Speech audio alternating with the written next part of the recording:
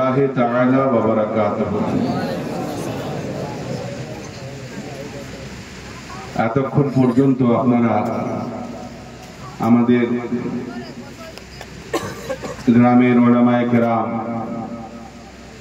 এবং শুরায়ে গ্রামের কাছ থেকে ওয়াজ ও নসিহত, নাত ও মানকিবাত শরীফ শ্রবণ করছিলেন এবং তারপরে পরেই আমন্ত্রিত আলিমে দ্বীন হযরত আল্লামা মাওলানা শরীফুল হক কাদরি সাল্লামাহুর কাছ থেকে বক্তব্য শ্রবণ করছিলেন। ইনি সুলতানপুরের যে ব্যাপারটা বললেন, ওখানকার একটা মজার ঘটনা। আমি আব্বা হুজুরের সঙ্গে সেই সময় ছিলাম, তো সেই সময় মুফতি নঈমুদ্দিন সাহেবও ছিলেন আর মাওলানা আবুল কাসেম সাহেবও ছিলেন। এবার দেখেন, ওখানে আমাদের এখানে যেমন ঘন্টকে ভাঙা বলা হয়, ওখানে ঘন্টকে মালিশ বলা হয়, তাই তো, মালিশ। এবার আমাদের সবাই খেতে দিয়েছেন, আব্বা আছেন, আব্বা হুজুর, মুফতি আবুল কাসেম সাহেব আছেন, মুফতি নঈমুদ্দিন সাহেব আছেন। একজন এসে বলছে আব্বা হুজুরকে যে হুজুর একটু মালিশ দিই, মালিশ। আমাদের এখানে মালিশ কিন্তু গা হাত পা টেপাকে, আমাদের এখানে মালিশকে গা হাত পা টেপাকে বলে। তা আব্বা বলছে, আব্বা হুজুর বলছে যে বাবা এখন খাওয়ার সময় কিসের মালিশ? তো আমাদের শাইখুল হাদিস, আমার উস্তাদুল মুহতারাম আল্লামা আবুল কাসেম সাহেব, তিনি বললেন রহমতুল্লাহ আলাইহি, তিনি বললেন যে হুজুর আপনি যে মালিশ ভাবছেন ও মালিশ না, ঘন্ট ঘন্ট। তো কথায় আছে এক দেশের গালি আর এক দেশের। তো সেই আপনি সুলতানপুরের কথাটা বললেন বলে আমার ওই কথাটা মনে পড়ে গেল। তো দেখেন, ইনি যখন সুলতানপুরে ভর্তি হয়েছিলেন, আমি তখন হেদায়েতুন নাফ, সেই সময়ের কথা।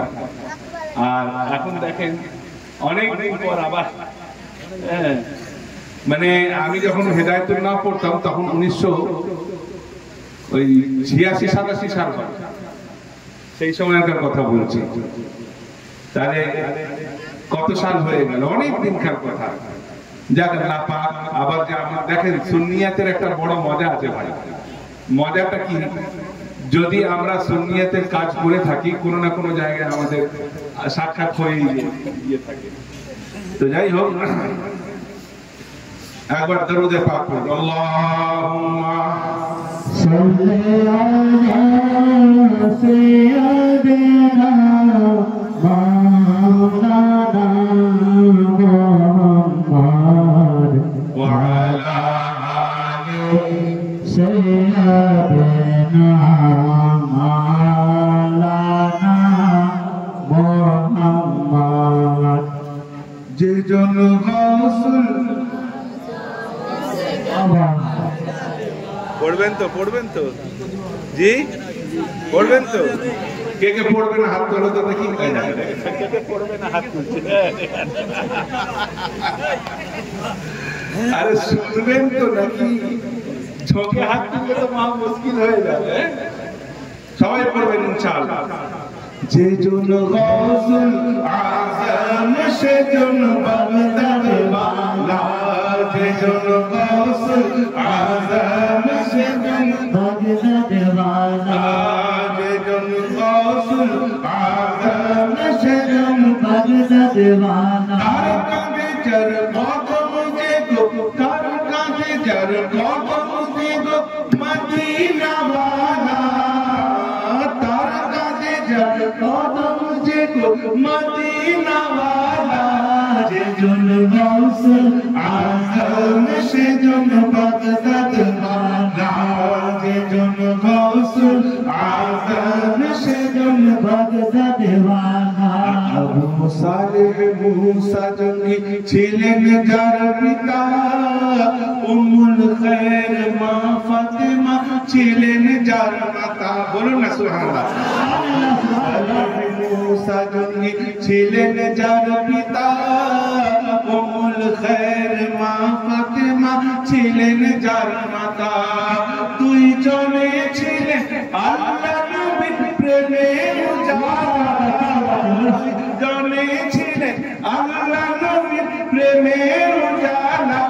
যে জন গৌসুল আজম সেজন লা যে জন গৌসুল আজম সেজন বাগদাদ ওয়ালা যে জন গৌসুল আজম সেজন তার কাঁধে যার কদম যে গো তার কাঁধে যার কদম যে গো মদিনা ওয়ালা তার কাঁধে যার কদম যে গো মদিনা ওয়ালা যে জন গৌসুল আজম সেজন বাগদাদ ওয়ালা যে জন গৌসুল আজম সেজন বাগদাদ ওয়ালা যখন ছিল পীরানে পীরের ছেলেবেলা বাগদাদ পানি ছুটছে তখন একটি কাফেলা যখন ছিল পীরানে পীরের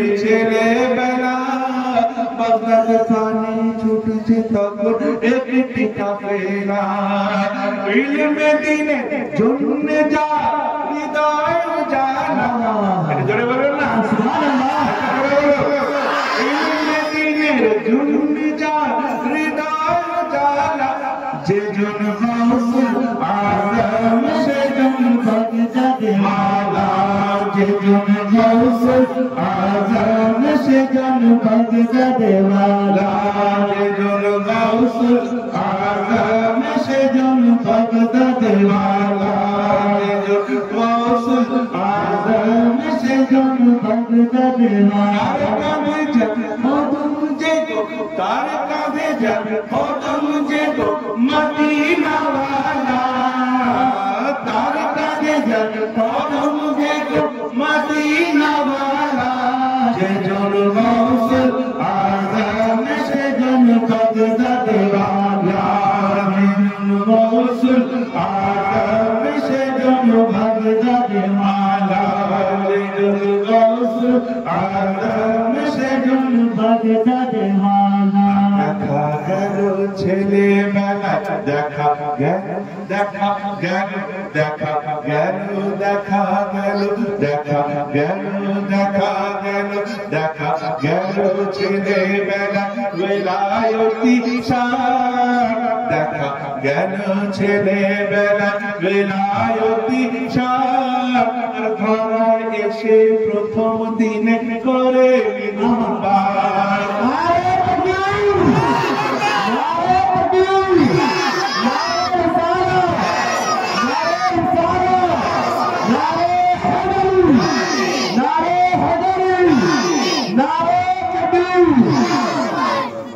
দেখা গেল ছেলেবেলা বেলায়তি শান ধরায় এসে প্রথম দিনে করে উৎপাত জানা গেল সেই দিন ছিল রমজান পহেলা জানা গেল সেই দিন ছিল রমজান পহেলা যে জন গৌসুল আজম সেজন বাগদাদ ওয়ালা যে জন গৌসুল আজম সেজন বাগদাদ ওয়ালা যে জন গৌসুল আজম সেজন বাগদাদ ওয়ালা কাঁধে যার কদম যে গো তার কাঁধে যার কদম যে গো তার কাঁধে যার কদম যে গো মদিনা ওয়ালা তার কাঁধে যার কদম যে গো মদিনা ওয়ালা যে জন গৌসুল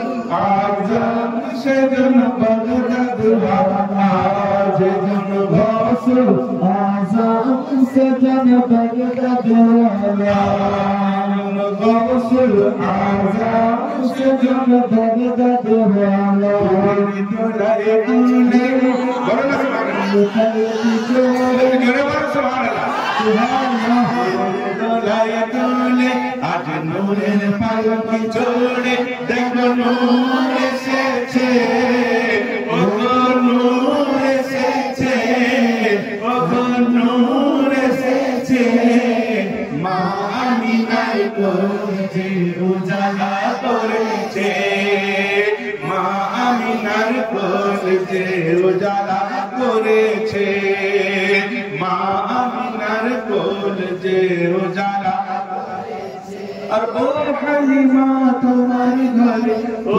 হালিমা তোমার ঘরে, ও হালিমা তোমার ঘরে, ও হালিমা তোমার ঘরে কে এসেছে দেখো না, ও হালিমা তোমার ঘরে কে এসেছে দেখো না। আর দো জাহানের বাদশা সেজে তার সুবহানাল্লাহ সুবহানাল্লাহ, দো জাহানের বাদশা সেজে তাজদার মদিনা।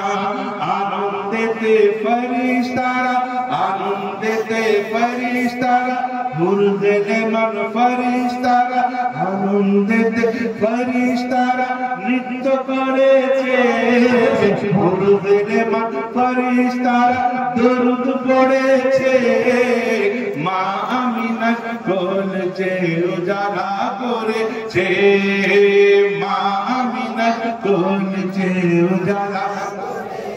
আর শিশু নবী মেষ চরাতে যখন যেতেন ময়দানে, শিশু নবী, শিশু নবী, শিশু নবী মেষ চরাতে যখন যেতেন ময়দানে।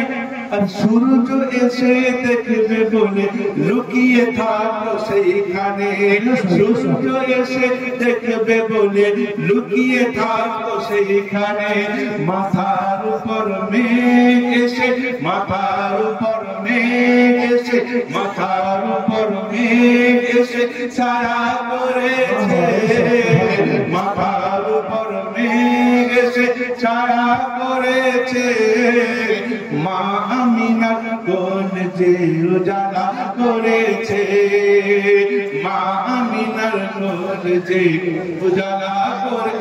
দেখেন আজ আমাদের নূরের নবীকে অনেকে মাটি তৈরি করছে, হ্যাঁ বলছে মাটির তৈরি। কবি বলছে নূরের নবী ধানের ছবি নেই যে তোমার, নূরের নবী ধানের ছবি নেই যে তোমার দুল। আর আমরা তোমার সালাম জানাই, আমরা তোমার সালাম জানাই আখরি রসূল।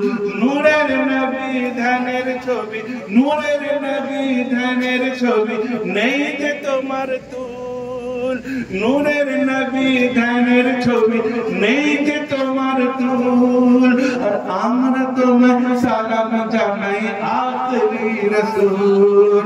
রহমতেরি দুয়ারাজি, রহমতেরি দুয়ারাজি কেমন খুলেছে, রহমতেরি দুয়ারাজি কেমন খুলেছে। মা আমিনার কোল যে, মা আমিনার কোল যে উজালা করেছে, মা আমিনার কোল যে উজালা করেছে।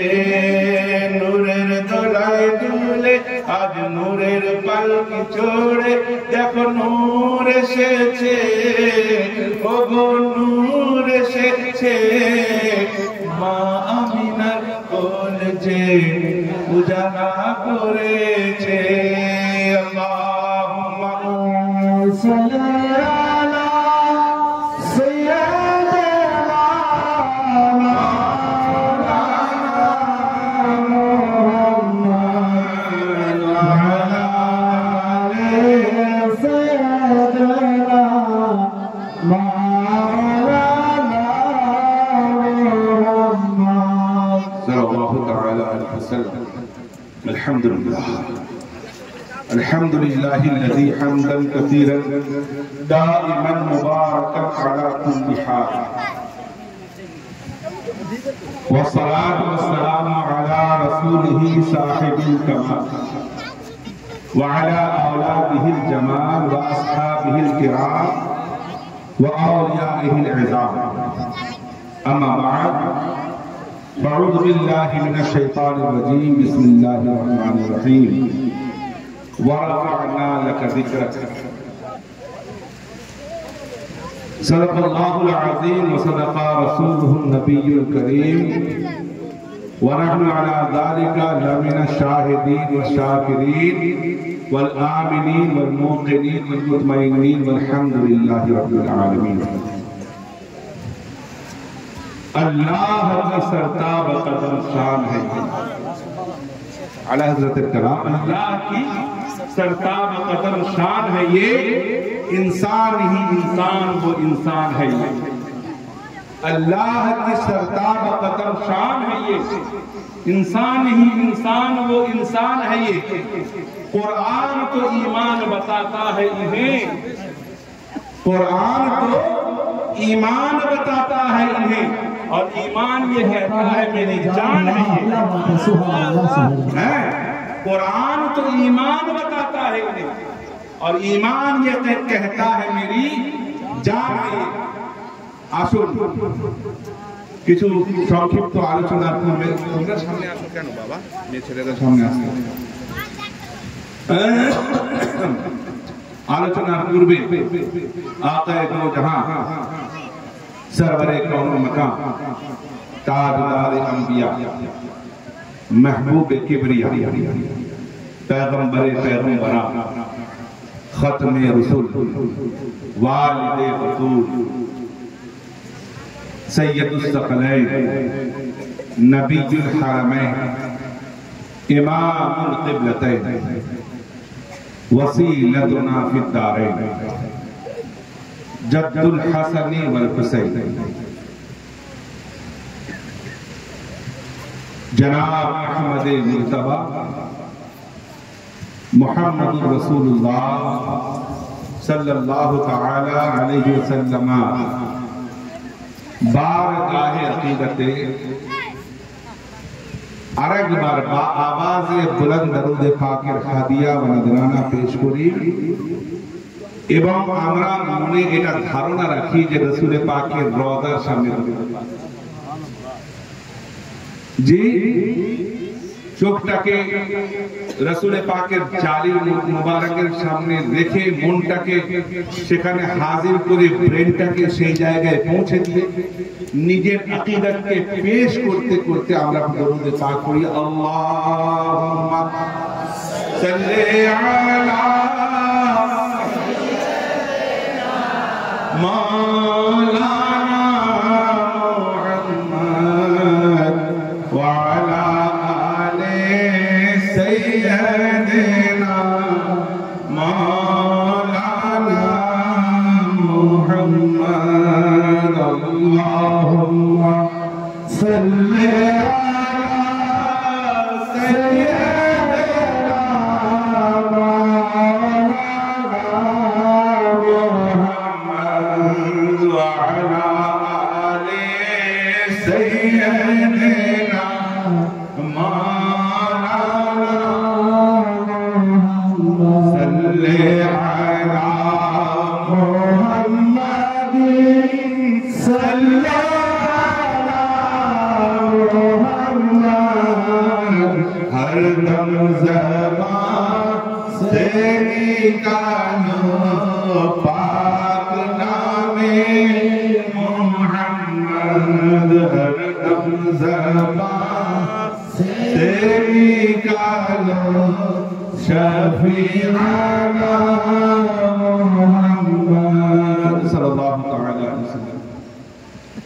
আমি আজকে একটু সেই জান্নাতের জগতে আপনাদেরকে নিয়ে যেতে চাই।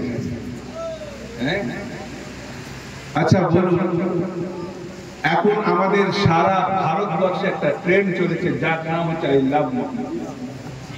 জি, আই লাভ মুহাম্মদ, এই ট্রেন্ডটা চলেছে। তো ভাই, এটা কিন্তু কোনো নতুন কথা নয়, এটা কোনো নতুন কথা নয়। আমরা যে বলছি এটা নতুন কথা নয়।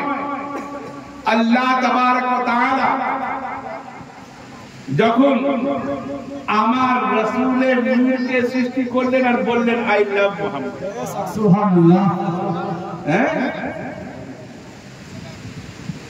আমি আমার সবচেয়ে শ্রেষ্ঠ সৃষ্টিকে তৈরি করলাম যার নাম হচ্ছে মুহাম্মদ, এবং তিনি প্রমাণ করে দিলেন যে আমি সবচেয়ে বেশি ভালোবাসি। কারণ সবার ভালোবাসা যেখানে শেষ হয়ে যায়, আল্লাহ তাবারক ওয়া তাআলার ভালোবাসা সেখান থেকে উদার হয়ে যায়, সেখান থেকে শুরু হয়ে যায়। তো ভাই, আল্লাহ তাবারক ওয়া তাআলা জান্নাত যে সৃষ্টি করেছেন তাও আমার হাবিবের জন্য, কায়নাত যে সৃষ্টি করেছেন তাও আমার হাবিবের জন্য। যেমন বর্তমান কালে যদি কোনো বেটা ছেলে, কোনো পুরুষ মানুষ কোনো মেয়ে ছেলেকে ভালোবাসে, সেই মেয়ে ছেলেটির মনের আকাঙ্ক্ষা পূর্ণ করার জন্য সেই বেটা ছেলে যাবতীয় জিনিস উপঢৌকন স্বরূপ, উপহার স্বরূপ তাকে গিফট করার চেষ্টা করে। যেমন মেয়ে যদি বলে বর্তমানে যে আমাকে একটা আইফোন কিনে দিতে হবে, তো সেই ছেলেটা নিজের কিডনি বিক্রি করেও আইফোন কিনে দেবে। এরকম হয়েছে, এরকম আমাদের ভারতবর্ষে হয়েছে।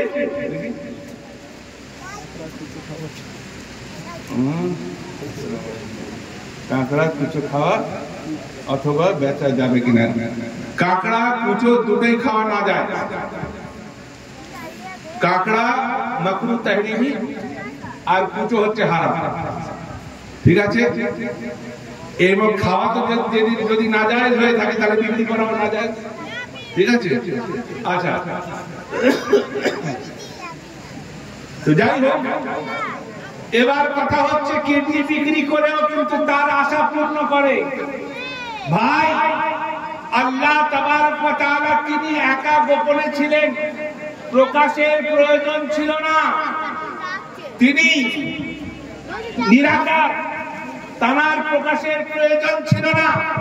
কিন্তু যে তিনি রাসূলে পাককে ভালোবাসেন, দুনিয়াকে দেখানোর জন্য আমার রাসূলকে পৃথিবীতে অবতরণ করলেন। বলেন না সুবহানাল্লাহ। কিরকম ভালোবাসেন আমার রাসূল? যখন মেরাজ শরীফে গেলেন, অনেকে রাসূলে পাকের ইলমে গায়েব নিয়ে নানান রকম ধারণা করে। আমি বলবো যে মেরাজের ঘটনা যদি তারা একটু চিন্তা ভাবনা করে তাহলে আল্লাহর ইলমে গায়েবে তো সন্দেহ এসে যায়। কেন? আল্লাহ নবার হাবিবকে তার কাছে ডেকেছেন, ঠিক কিনা? মানে রাসূলে পাক সাল্লাল্লাহু তাআলা আলাইহি ওয়াসাল্লাম যখন মেরাজ শরীফে পৌঁছালেন এবং পৌঁছানোর পরে তিনি অনুভব করলেন রাসূল আল্লাহ তাবারক ওয়া তাআলা স্পর্শ অনুভব করলেন। করার পরে যখন ফিরে আসছেন, আসার সময় আল্লাহ তাবারক ওয়া তাআলা তার প্রিয় হাবিবকে একটা তোহফা দান করলো। কি তোহফা? নামাজের তোহফা। ভাই, মেরাজের ঘটনাটা অনেক বড় আছে। প্রথমত হচ্ছে রাসূলে পাক যখন গেলেন সেখানে চুপ রয়েছেন। আল্লাহ তাবারক ওয়া তাআলা তিনি ইরশাদ করছেন, এ আমার হাবিব, আমি সব সময় ওহী নাযিল করি, তুমি শোনো। আজকে তুমি বলবে আমি শুনবো, তুমি বলবে আমি শুনবো। রাসূলে পাক চুপ রয়েছে। আল্লাহ তাবারক ওয়া তাআলা তাকে বললেন, এ হাবিব, আমি তোমাকে মাকামে মাহমুদ দান করলাম, তুমি কিছু বলো। হ্যাঁ, তো তিনি চুপ রয়েছেন। এ হাবিব, তোমাকে কওসার দান করলাম, তুমি কিছু বলো। এ হাবিব, আচ্ছা তুমি বলো, তোমার যেটা মনের ইচ্ছা তুমি সেটা বলো, আমি সেটাকে পূর্ণ করব। ওয়ালা সাওফা ইউতিকা রাব্বুকা ফাতারদা, আন করিব এমন একটা দিন আসবে যে দিনে তুমি যেটা চাইবে তোমার রব সেটাকে দিয়ে দেবে। হ্যাঁ, তো ভাই, আমার রাসূল সেই সময় ধন সম্পত্তি চাইতে পারতেন, মাল ও দৌলত চাইতে পারতেন, নিজেদের খানদানের শান ও শওকত মহা প্রাসাদ চাইতে পারতেন, কিন্তু ওয়ারে আমার হাবিব, ওয়ারে আমার রাসূল সেখানে গিয়েও আমাদের মতো গুনাহগারদেরকে ভরেননি। সেই জায়গায় গিয়েও তিনি বললেন, রব্বে হাবলি উম্মতি।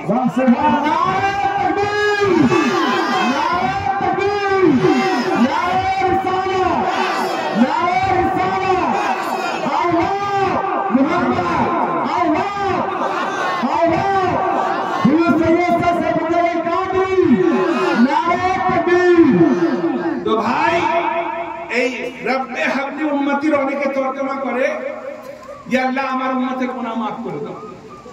জি, কিন্তু এটা তর্জমা না। এর তর্জমা হচ্ছে আল্লাহ তুমি আমার উম্মতকে আমার দায়িত্ব দিও, আমাকে হেবা করে দাও। জি ঠিক বলছি কিনা? জি, এটাই তর্জমা। তো অনেক ওলামায়ে কেরামরা বলেন যে আমার উম্মতের গুনাহকে মাফ করে দাও, কিন্তু এর তর্জমা হচ্ছে এ আল্লাহ আমার উম্মতকে আমার দায়িত্ব দিয়ে দাও। ভাই আমি অনেক খাদ্য খাবার নিয়ে এসেছে, একজন নিয়ে এসে বিতরণ করতে চাইছে, আমি বললাম ভাই ওটা আমার দায়িত্ব দিয়ে দে। তার মানে কি আমি যাকে চাইবো তাকে দেবো। জি, আমি যাকে চাইবো যে আমার পছন্দের লোক, আমি তাকে সেই জিনিসটা দান করব। তো ভাই আল্লাহ তাবারক ওয়া তাআলা উম্মতের দায়িত্ব নিজের কাছে নিয়ে নিলেন কেন? তিনি যাকে পছন্দ করবেন তাকে জান্নাত দান করবেন, তাকে জান্নাত দান করবেন। অর্থাৎ কি সব টুপিওয়ালা জান্নাতে যাবে না, সব দাড়িওয়ালা জান্নাতে যাবে না, সব নামাজি জান্নাতে যাবে না, সব রোজাদার জান্নাতে যাবে না, সব হজ করনেওয়ালা জান্নাতে যাবে না। যদি জান্নাতে যায় আহলে বাইতের মুহাব্বত করনেওয়ালা যাবে, যদি জান্নাতে যায় সাহাবায়ে কেরামের মুহাব্বত করনেওয়ালা যাবে। আবারও কিছু লোক আছে সাহাবায়ে কেরামকে তো মুহাব্বত করবে, আহলে বাইতকে করবে না, তারাও জান্নাতে যাবে না। আবার কিছু লোক আছে আহলে বাইতকে তো মুহাব্বত করবে, সাহাবায়ে কেরামের তাওহীন করবে, তারাও জান্নাতে যাবে না। কারণ রাসূল পাক আহলে বাইতকে যেমন হৃদয়ে রেখেছেন, সাহাবায়ে কেরামদেরকেও নিজেদের অন্তরের মধ্যে রেখেছেন। সুবহানাল্লাহ। আসহাবিকান নুজুম বিআইহিম ইহতিদাইতুম ইহতিদাইতুম। আমার সাহাবারা হলো নক্ষত্র সমতুল্য, যারা এদেরকে দা করলো হেদায়েত প্রাপ্ত হলো। আজিজানে গ্রামে 50 ওয়াক্তের নামাজ পেয়েছেন, আনন্দে আত্মহারা হয়ে গিয়েছেন। আত্মহারা হয়ে যাওয়ার পরে আসছেন রাস্তায়, আকাশে হযরতে মুসা কালিমুল্লাহর সঙ্গে সাক্ষাৎ হয়েছে। মুসা কালিমুল্লাহ বলছেন আপনি বড় আনন্দিত, কি ব্যাপার? বলছে আমার পরওয়ারদিগার আমার উম্মতের জন্য 50 ওয়াক্তের নামাজ দিয়েছে। বলুন না সুবহানাল্লাহ। আরে জোরে বলুন। কজন পড়ে 50 ওয়াক্তের নামাজ? 5 ওয়াক্ত পড়তে গেলে হাড় সরে যায়, 50 ওয়াক্ত বড় দূরের ব্যাপার। এবার হয়েছে কি, হযরতে মুসা কালিমুল্লাহ তিনি বলছেন আপনি তো জানেন আপনার উম্মত হচ্ছে দুর্বল, সেই দুর্বল উম্মত 50 ওয়াক্তের নামাজ পড়তে পারবে না, 50 ওয়াক্তের নামাজ আদা করতে পারবে না, আপনি কিছু কম করিয়ে নিয়ে আসেন। আল্লাহ তাবারক ওয়া তাআলার কাছে আমার রাসূল গেলেন, যাওয়ার পরে আরজ করলেন 5 ওয়াক্তের নামাজ কম করা হলো। আল্লাহ তো জানতেন যে আমার রাসূল 50 ওয়াক্তের নামাজ কম করাতে এসেছে, আমি একেবারে 45 ওয়াক্ত কম করিয়ে দিই? জি, আমি একেবারে 45 ওয়াক্ত কম করিয়ে দিই? আল্লাহ তাবারক ওয়া তাআলা তারাকে 9 বার ডাকলেন কেন? তাহলে কি আল্লাহ জানতেন না মাআযাল্লাহ? না না, আল্লাহ জানতেন না, এটা কথা বলা ভুল।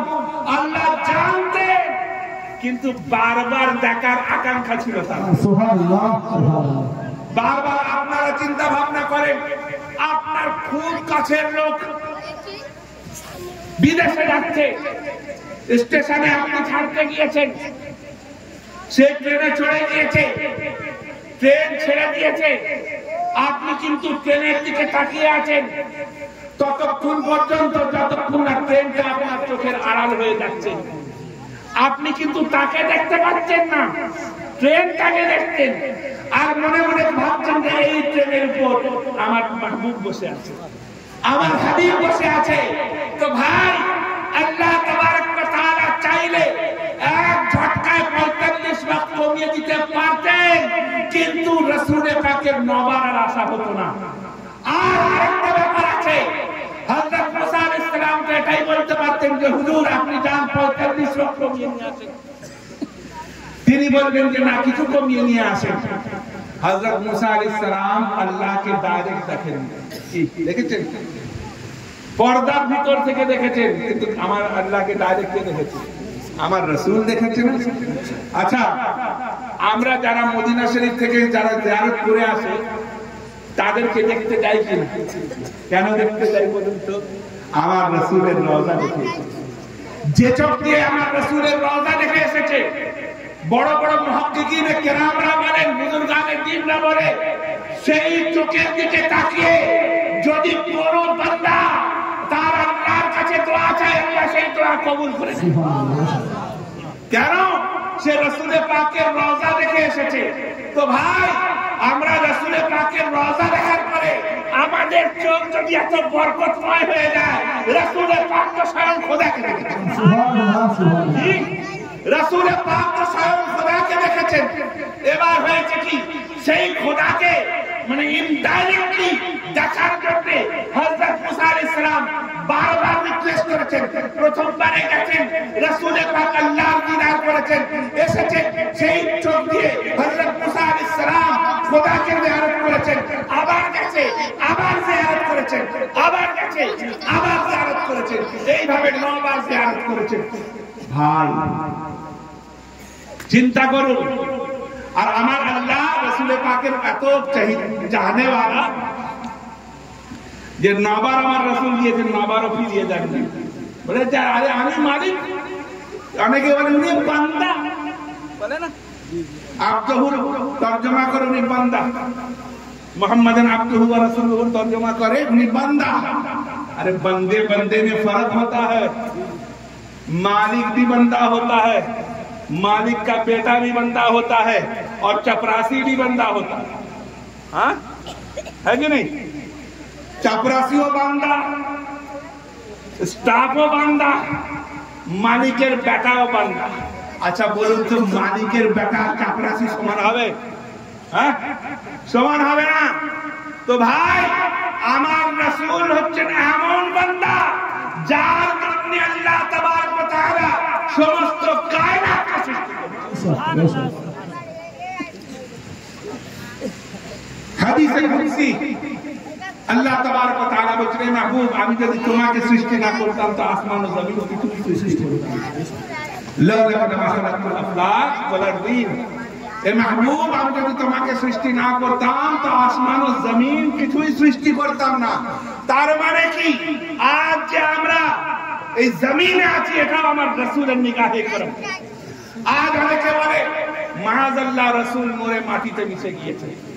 ভাই আচ্ছা, আজকে স্টেজটা আছে, কালকে থাকবে চেয়ার, ফুল, লাইট, মাইক থাকবে। কেন? আমরা চলে যাবো স্টেজটা কাদের জন্য? আমাদের জন্য না কি, নাকি শ্রোতাদের জন্য? আমাদের জন্য। তাহলে আমরা চলে যাবো, স্টেজ শেষ। তো ভাই, আসমান শেষ হয়ে গিয়েছে, আরে হ্যাঁ বলবেন তো, শেষ হয়ে গিয়েছে। আর চাঁদ তারা শেষ হয়ে গিয়েছে, সূর্য শেষ হয়ে গিয়েছে, জমিন শেষ হয়ে গিয়েছে, কায়নাত শেষ হয়ে গিয়েছে। আরে যখন শেষ হয়নি তো বুঝতে হবে যার জন্য তৈরি হয়েছিল, যে জিনিসটা তৈরি হয়েছে সেটা যখন শেষ হয়নি, বুঝতে হবে যে আমার রাসূল ছিল, আছে। সুবহানাল্লাহ, সুবহানাল্লাহ।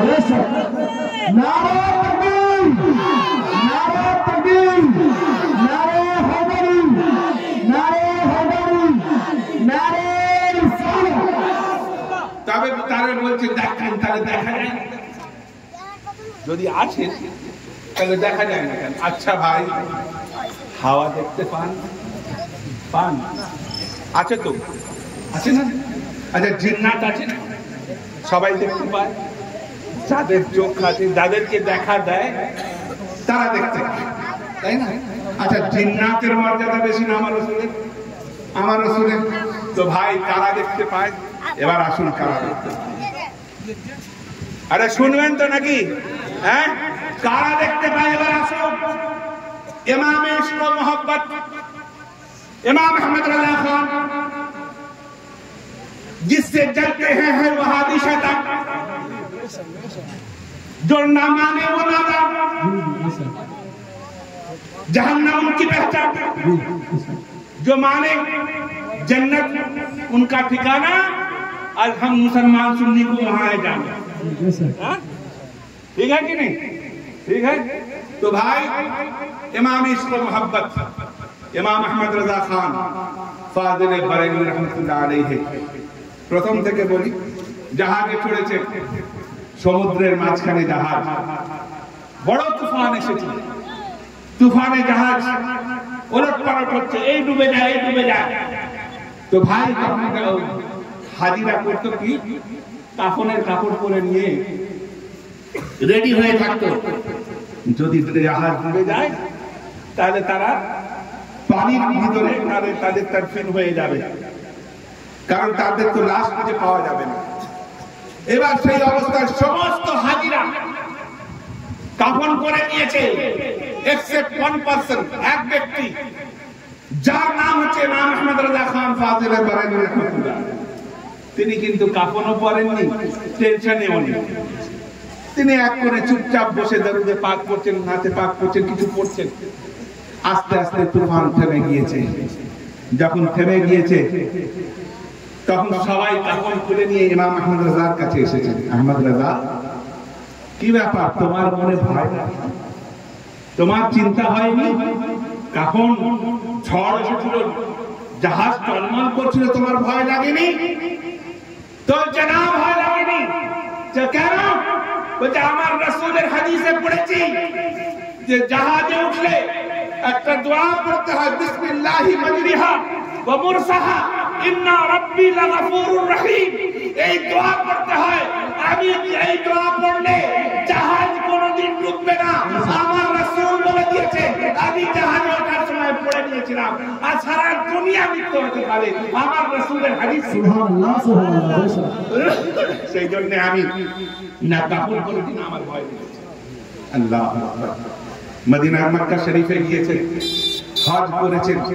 এবার হজ করার পরে এবার ওখান থেকে মদিনা শরীফ, তো কাবা শরীফের সামনে দাঁড়িয়ে বলছেন, হাজিও आओ शहंशाह का रोजा दे, हाजियो आओ शहंशाह का रोजा देखो, और काबा तो देख चुके, काबे का भाई অনেকে বলবে তাহলে ইমাম আহমদ রাজা কাবা শরীফের তাওহীদ করছে। আরে না না, তিনি হাদিস বয়ান করছেন। হযরতে বেলাল রাদিয়াল্লাহু তাআলা আনহু রাসূল পাক যখন ফতহ মক্কা করলেন, ফতহ মক্কার পরে হযরতে বেলালকে বলেন, বেলাল তুমি কাবা শরীফের ছাদে চড়ে যাও। বলুন না সুবহানাল্লাহ, একটু জোরে বলুন সুবহানাল্লাহ। এ বেলাল তুমি ছাদে চড়ে যাও। কেন ইয়া রাসূলুল্লাহ? আযান দাও। ছাদে চড়ে গেলেন বেলাল, তিনি তো রাসূল পাকের একনিষ্ঠ ভক্ত ছিলেন। চড়ে গেলেন। চড়ে যাওয়ার পর ওখান থেকে বলছেন, ইয়া রাসূলুল্লাহ, যখন মদিনাতে ছিলাম কাবা শরীফের দিকে মুখ করে আযান দিতাম, কাবা শরীফের দিকে মুখ করে আযান দিতাম। এখন তো কাবা শরীফের ছাদে আছি, কোন দিকে মুখ করে আযান দিতাম? রাসূল পাক বললেন, এ বেলাল তুমি আমার দিকে মুখ করে আযান দাও। তাই তো আল্লাহ বললেন, हाजियो आओ शहंशाह का रोजा देखो, काबा तो देख चुके, काबे का काबा देखो। भाई এবার মদিনা শরীফে পৌঁছে গিয়েছেন। ভাই যারা আশিক হয় তারা জানে প্রেমিকের মর্যাদা কি, প্রেমিকের টান কি, প্রেমিকের আকাঙ্ক্ষা কি। সেখানে গিয়েছেন, সর্বসময় নামাজও সেখানে পড়েন, জিয়ারতও সেখানে করেন। এখনকার বর্তমান অবস্থা অনুযায়ী সেখানে ছিল না ভাই। তখন এই রকম কোন বাধা নিষেধ ছিল না।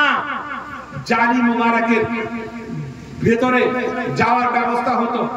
এবারে হয়েছে কি, রোজ যান, একটা করে নাত, দুটো করে নাত, তিনটে করে নাত রাসূল পাকের জালি মুবারকের ওখানে ভিতরে গিয়ে পড়ে শোনাতেন, এই উদ্দেশ্যে যে একবার যদি তার দিদার না যায়, একবার যদি তার দর্শন হয়ে যায়। তো ভাই এবার হয়েছে কি, একদিন গেছে, দুদিন গেছে, 3 দিন গেছে, 5 দিন গেছে, 10 দিন গেছে। ওখানে তখন 15-16 দিন করে থাকা হতো। কালকে জাহাজ ছাড়বে, এমন অবস্থায় চিন্তায় মগ্ন হয়ে রয়েছে, এতদিন জিয়ারত করতে পারলাম না, আর আজকে যদি জিয়ারত করতে না পারি, ফের যদি ফিরে আসতে না পারি, কখন জিয়ারত হবে খোদা বেহতর জানে। চোখে অশ্রু নিয়ে, চোখে পানি নিয়ে তিনি করেছেন কি, রাসূল পাকের জালি মুবারকের মানে ভিতরে গিয়ে দাঁড়িয়ে পড়ছেন, ওসুয়ে লা বাজার। কি পড়ছেন? ওসুয়ে লা বাজার ফিরতে हैं तेरे दिन ए बहार फिरते हैं, जो तेरे दर से यार फिरते हैं, दर बदर यूं ही खार फिरते हैं, এরকম করে যাচ্ছেন, রাসূল পাকের জিয়ারত হচ্ছে না, আবেগে এসে বলছেন কোই কেউ पूछे तेरी बात রাজা, তোমার ব্যাপারে কে চিন্তিত, কে তোমার কথা জিজ্ঞাসা করবে? कोई क्यों पूछे तेरी बात रजा, तुझसे कुत्ते सुभान अल्लाह सुभान कुकुर এখানে হাজারো ঘুরে বেড়ায়, তো তুমি কোন সা চিজ আছো? এই বলে হাউ মাউ করে কাচ্ছেন, দাড়ি ভিজে গিয়েছে, জামা ভিজে গিয়েছে। রাসূল পাক নিজের রওজা আকবার থেকে বেরিয়ে গিয়ে ইমাম ইশক ও মোহাম্মদ ইমাম আহমদ রাজা খান ফাজিলে বারেলভিকে জিয়ারত দিচ্ছেন। তখন ইমাম আহমদ রাজা খান ফাজিলে বারেলভি বলছেন तू जिंदा है वल्लाह, तू जिंदा है वल्लाह, मेरे चश्मे आलम से छुप जाने वाले चमक तुझसे पाते हैं, सब पाने वाले मेरा दिल भी चमकाने वाले बरसता नहीं देख कर अपने रहमत बदों पर भी बरसा दे, बरसाने वाले और मैं मुजरिम हूँ आका, मुझे साथ ले लो कि रास्ते में है जा बजा नारे तकबीर, नारे तकबीर, नारे रिसालत, नफरत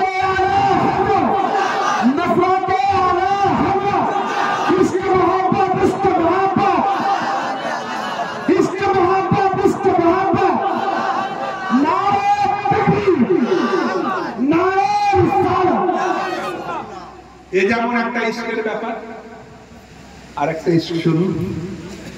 আপনারা আমরা সেরে জানি পড়েছি, ইনি হয়তো পড়ান নাকি কাফিয়া পড়ান, সেরে জামি আমরা পড়েছি। আবার আমি কিন্তু সেরে জামি পড়িনি, আমি মোল্লা জামি পড়েছি।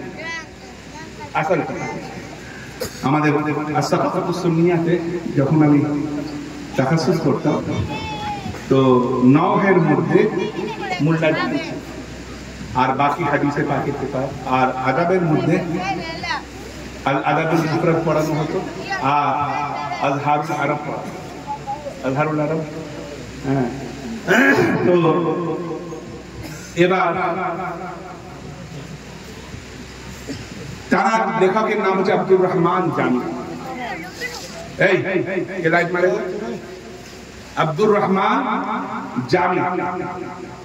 দেখেন আশিকদের কত রকম ক্যাটাগরি, কত রকম ক্যাটাগরি। আব্দুর রহমান জামি তিনি একটা কবিতা লিখেছেন, নাত লিখেছেন। এই চোখ চোখ, তিনি একটা নাত লিখেছেন, সেই নাতটা ইরাদা করেছেন রাসূল পাকের দরবারে গিয়ে শোনার। বলুন না সুবহানাল্লাহ, একবার জোরে বলুন তো সুবহানাল্লাহ। বুঝবো যে ঘুমোচ্ছেন না, ডাক্তার বুঝতে হবে তো। জি হ্যাঁ, এখন কটা বাজে? এখন বাজে 12:30 বাজে না, 12:39। আমার ঘড়িটা স্লো হয়ে গেছে। দরুদে পাক পড়ুন, আল্লাহুম্মা সাল্লি আলা সাইয়্যিদিনা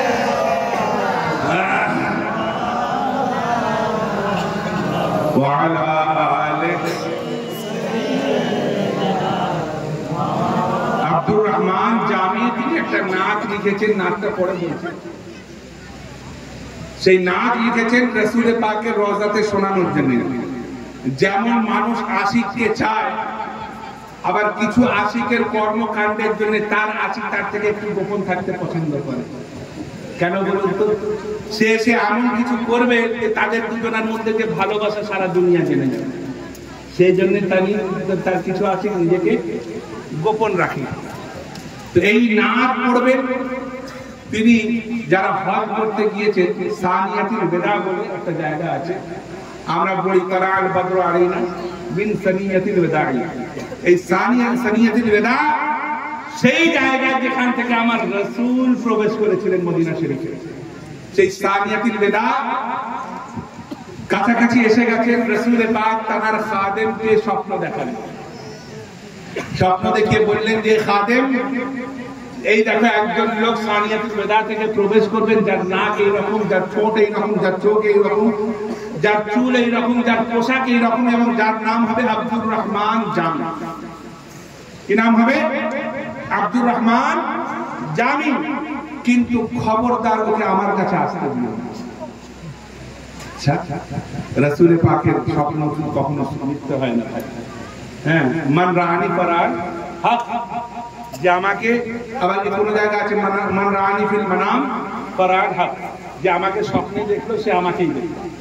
তো ভাই এবার হচ্ছে কি, রাসূলে পাকের স্বপ্ন দেখে ছুটতে লাগলেন, ছুটতে ছুটতে সারিয়াতুল বিদার কাছে পৌঁছেছেন। হ্যাঁ, সেই লোকটাকে দেখা হয়ে গিয়েছে। ভাই আপনি আব্দুর রহমান জামি? বলছে হ্যাঁ। আপনি চিনলেন কি করে? আমাকে রাসূল, আমাকে রাসূল বলে দিয়েছেন। তো হচ্ছে কি ব্যাপার? বলছে আপনার তো যাওয়া হবে না। বলে কেন? বলে ওটাও রাসূল, ওটাও রাসূলের পাক বলেছেন, আপনার তো যাওয়া হবে না। আটকে গেলেন সেখানে, দিন কাটালেন। পরের দিন কাটালেন, পরের দিন আবার সন্দেহ হলো। তিনি করলেন কি, চুলে ধুলোবালি মাখলেন, দাড়িতে ধুলোবালি মাখলেন, জামায় ধুলোবালি মাখলেন, নিজের পোশাকটাকে পরিবর্তন করে ছেঁড়া পড়া পোশাক পরলেন। আবার প্রবেশ করতে যাবেন, আবার স্বপ্নে এলো, দেখো তার হালত পরিবর্তন করে নিয়েছে। ধুলোবালি, জামায় ধুলোবালি, চুলে ধুলোবালি, দাড়িতে ধুলোবালি, কিন্তু তাকে তুমি আসতে দিও না। আবার গিয়েছেন, যাওয়ার পরে বলছেন এই তো আপনি আব্দুর রহমান জামি না? তো হ্যাঁ আমি জামি। আপনি চিনলেন কি করে? বলে রাসূল চিনলেন, রাসূল চিনিয়ে দিয়েছে। তো কি না, আপনার যাওয়া হবে না। এই কথা শোনার সঙ্গে সঙ্গে মাটিতে পড়ে হাউমাউ করে কাঁদতে লাগলেন, অঝোর নয়নে কাঁদতে লাগলেন। এবার সেই খাদেম রাসূলে পাকের দরবার শরীফে হাজির হয়ে গিয়েছে। হাজির হয়ে যাওয়ার পরে আরজ করছে, ইয়া রাসূলুল্লাহ, আপনি যাকে আসতে দিচ্ছেন না সে তো আপনার আশিক মানুষ, সে তো আপনার প্রেমিক মানুষ, সে তো আপনার দিওয়ানা মানুষ, সে তো আপনার জন্য জান কুরবান করতে প্রস্তুত রয়েছে। তো কেন আসতে দিচ্ছেন না? বলে ওই জন্যই তো আসতে দিচ্ছেন। মানেও একটা ছন্দ লিখেছে, সেই ছন্দটা আমার সামনে এসে যখন পেশ করবে, সবার সামনে আমাকে জহুর হতে হবে কবরের মধ্যে, এবং সবাই জেনে যাবে যে আমার সঙ্গে ওর কি ঘনিষ্ঠ সম্পর্ক রয়েছে, আমার সঙ্গে কি ঘনিষ্ঠ সম্পর্ক রয়েছে, সবাই জেনে যাবে। সেই জন্য আমি ওকে আসতে দিচ্ছি না। কি সে তনম ফরসুদা যা পারা যে হিজরা ইয়া রাসূলুল্লাহ, তনম ফরসুদা যা পারা যে হিজরা ইয়া রাসূলুল্লাহ, দিলাম পাজমুর জানাওয়ারা যে ইসিয়া ইয়া রাসূলুল্লাহ। সুবহানাল্লাহ। তো ভাই এটাও একটা স্টেট ক্যাটাগরি, আর একটা স্টেট ক্যাটাগরি শুনবেন। আরে শুনবেন? আরে হ্যাঁ বলবেন। যদি বলেন হ্যাঁ তো গাড়ি চলবে এবং সাইফুদ্দিন বলবে, যদি বলেন না তাও গাড়ি চলবে, কিন্তু উল্টো বলে। বুঝতে পারছেন না? স্টেজ থেকে। হ্যাঁ। তো ভাই মিশরের এক ব্যক্তি, তিনি ডেলি প্রত্যেক বছর, ডেলি না প্রত্যেক বছর তিনি আসতেন কি শুধু মদিনা শরীফে আসতেন এই উদ্দেশ্য করে যে যতদিন তিনি মদিনা শরীফে থাকবেন রাসূল পাকের দরবার শরীফে দরুদে পাকের নজরানা পেশ করতে থাকবেন। বলুন না সুবহানাল্লাহ। আজকাল তো পেশ করতে দেওয়া হয় না ভাই, কিন্তু আমার জীবনের একটা ঘটনা বলি। আমি 2011-তে যখন ফরজ হজে গিয়েছিলাম, এবং প্রথম দিন রাত 12:10-15-এর মধ্যে আমি যখন জালিম মুবারকের কাছে পৌঁছেছি, আমরা দোয়া চাই, এটা আমাদের অভ্যাস। দুনিয়া মানে হিন্দুস্তানে থেকে রাসূল পাকের দিকে দোয়া চাই, আর রাসূল পাকের রওজার কাছে পৌঁছে যদি দোয়া চাইতে না পারলাম তো বদনসিবিরা কি দোয়া চাইছে, আমাদেরকে বারবার ঘুরিয়ে দেওয়া হচ্ছে, বারবার ঘুরিয়ে দেওয়া হচ্ছে।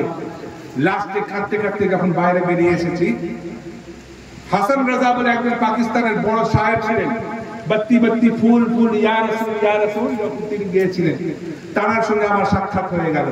আমি কাঁদছি, ওনাকে আমি চিনতে পেরেছি। তো উনি আমি ওনাকে সালাম দিলাম, উনি আমার সালাম দিয়ে উত্তর দিয়ে বলছেন আপনি কাঁদছেন। তাহলে দেখেন, আমি ওনাকে বললাম দেখেন, এখানে এসে যদি রাসূল পাকের জানি মুবারকে ঠিকমতো জিয়ারত করতে না পারি, তাহলে এর চেয়ে বড় বদনসিবি কি হয়? উনি বললেন যে রাত 1:30টার সময় দুটো দরজা খোলা হয়, একটা হচ্ছে বাবে বেলাল আর একটা হচ্ছে বাবে আলী। এই দুটো দরজা খোলা হয়, যেটা একদম সোজা রিয়াজুল জান্নাতে গিয়ে খোলে।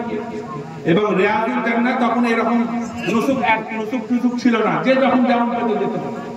মানে দুটো টাইম খোলা থাকতো, ফজরের সময় আর আসরের সময়। আমি জানতাম না, ওই দুটো টাইমে জিয়ারত করা যেত, এবং ওইদিকে দাঁড়িয়ে বা বসে যেমন করে জিয়ারত করে কেউ আটকাবে না। তো ভাই এবার আমি ওইখানে প্রত্যেক দিন আমার নসিব খুলে গিয়েছিল, আমি সেইখানে গিয়ে প্রত্যেক দিন জিয়ারত করতে পারতাম। তো ভাই এবার সেই মিশরি রোজ প্রত্যেক দিন যতদিন মদিনা শরীফে থাকতো প্রত্যেক দিন দাঁড়িয়ে জিয়ারত করতো এবং হাউ হাউ করে কাঁদতো। এক বদ্দু শেখ, বদ্দু মানে হচ্ছে দেহাতি শেখ, একদম লম্বা চওড়া, সে দেখতো তার মনের মধ্যে একটা জ্বলন শুরু হয়ে গেল। আজকাল দেখবেন এই আছে একজন লাল রুমালওয়ালা, সুন্নিদেরকে দেখলে তার মনের মধ্যে জ্বলন শুরু হয়ে যায়। হ্যাঁ, তো ভাই জ্বলন শুরু হয়ে গিয়েছে। সে তখন একটা চক্রান্ত করলো। কি চক্রান্ত? সেই মিশরি লোকটার কাছে গিয়ে বললো, আপনি তো রোজ প্রত্যেক বছর আসেন, আমি দেখি, আর আপনি এসে হাউমাউ করে কান্না করেন, আমার মনে হয় আপনি খুব আশিক লোক, রাসূলের পাককে খুব ভালোবাসেন। বলে ভাই আমি খুব ভালোবাসি, আমার যদি ব্যবসা বাণিজ্য সংসার যদি না থাকতো তো আমি এখানেই পড়ে থাকতাম, আমি অন্য কোথাও যেতাম না, এখানেই পড়ে থাকতাম। এমন অবস্থায় সেই বদ্দু বলছে, ঠিক আছে আজকে রাত্রের খাবার কিন্তু আমার বাড়িতে, আজকে রাত্রের খাবার আমার বাড়িতে। তো যে বাড়ি কোথায় ঠিকানা বলে দিলেন। এবার রাত্রি সন্ধ্যেবেলা গেছে, যাওয়ার পর দেখছে যে দরজার সামনে দুটো মোটা তাজা লম্বা চওড়া লোক দাঁড়িয়ে রয়েছে। তাদেরকে জিজ্ঞাসা করেছে যে অমুকের বাড়ি এটাই তো? বলে হ্যাঁ। তখন সেই দুটো লোক বললো, ভিতরে হাত দিয়ে বললো যে হুজুর সেই লোকটা এসে গিয়েছে। যখন বললেন তো তখন সেই বাধ্য করেছে যে একটা বড় ছুরি নিয়েছে, ছুরি নিয়ে এসে সেই মোটা তাজা যে হাবশিরা ছিল তাদেরকে বললো যে ওকে পটকাও ধরে। ওকে যখন পটকাও বলেছে তো ওরা তো শক্তিশালী, ইনি দুর্বল, পটকে দিয়েছে। তা একজন মাথা চেপে ধরেছে, দুই হাত চেপে ধরেছে, একজন পা চেপে ধরে তার বুকের উপর বসে গিয়েছে, মানে কোমরের উপর বসে গিয়েছে।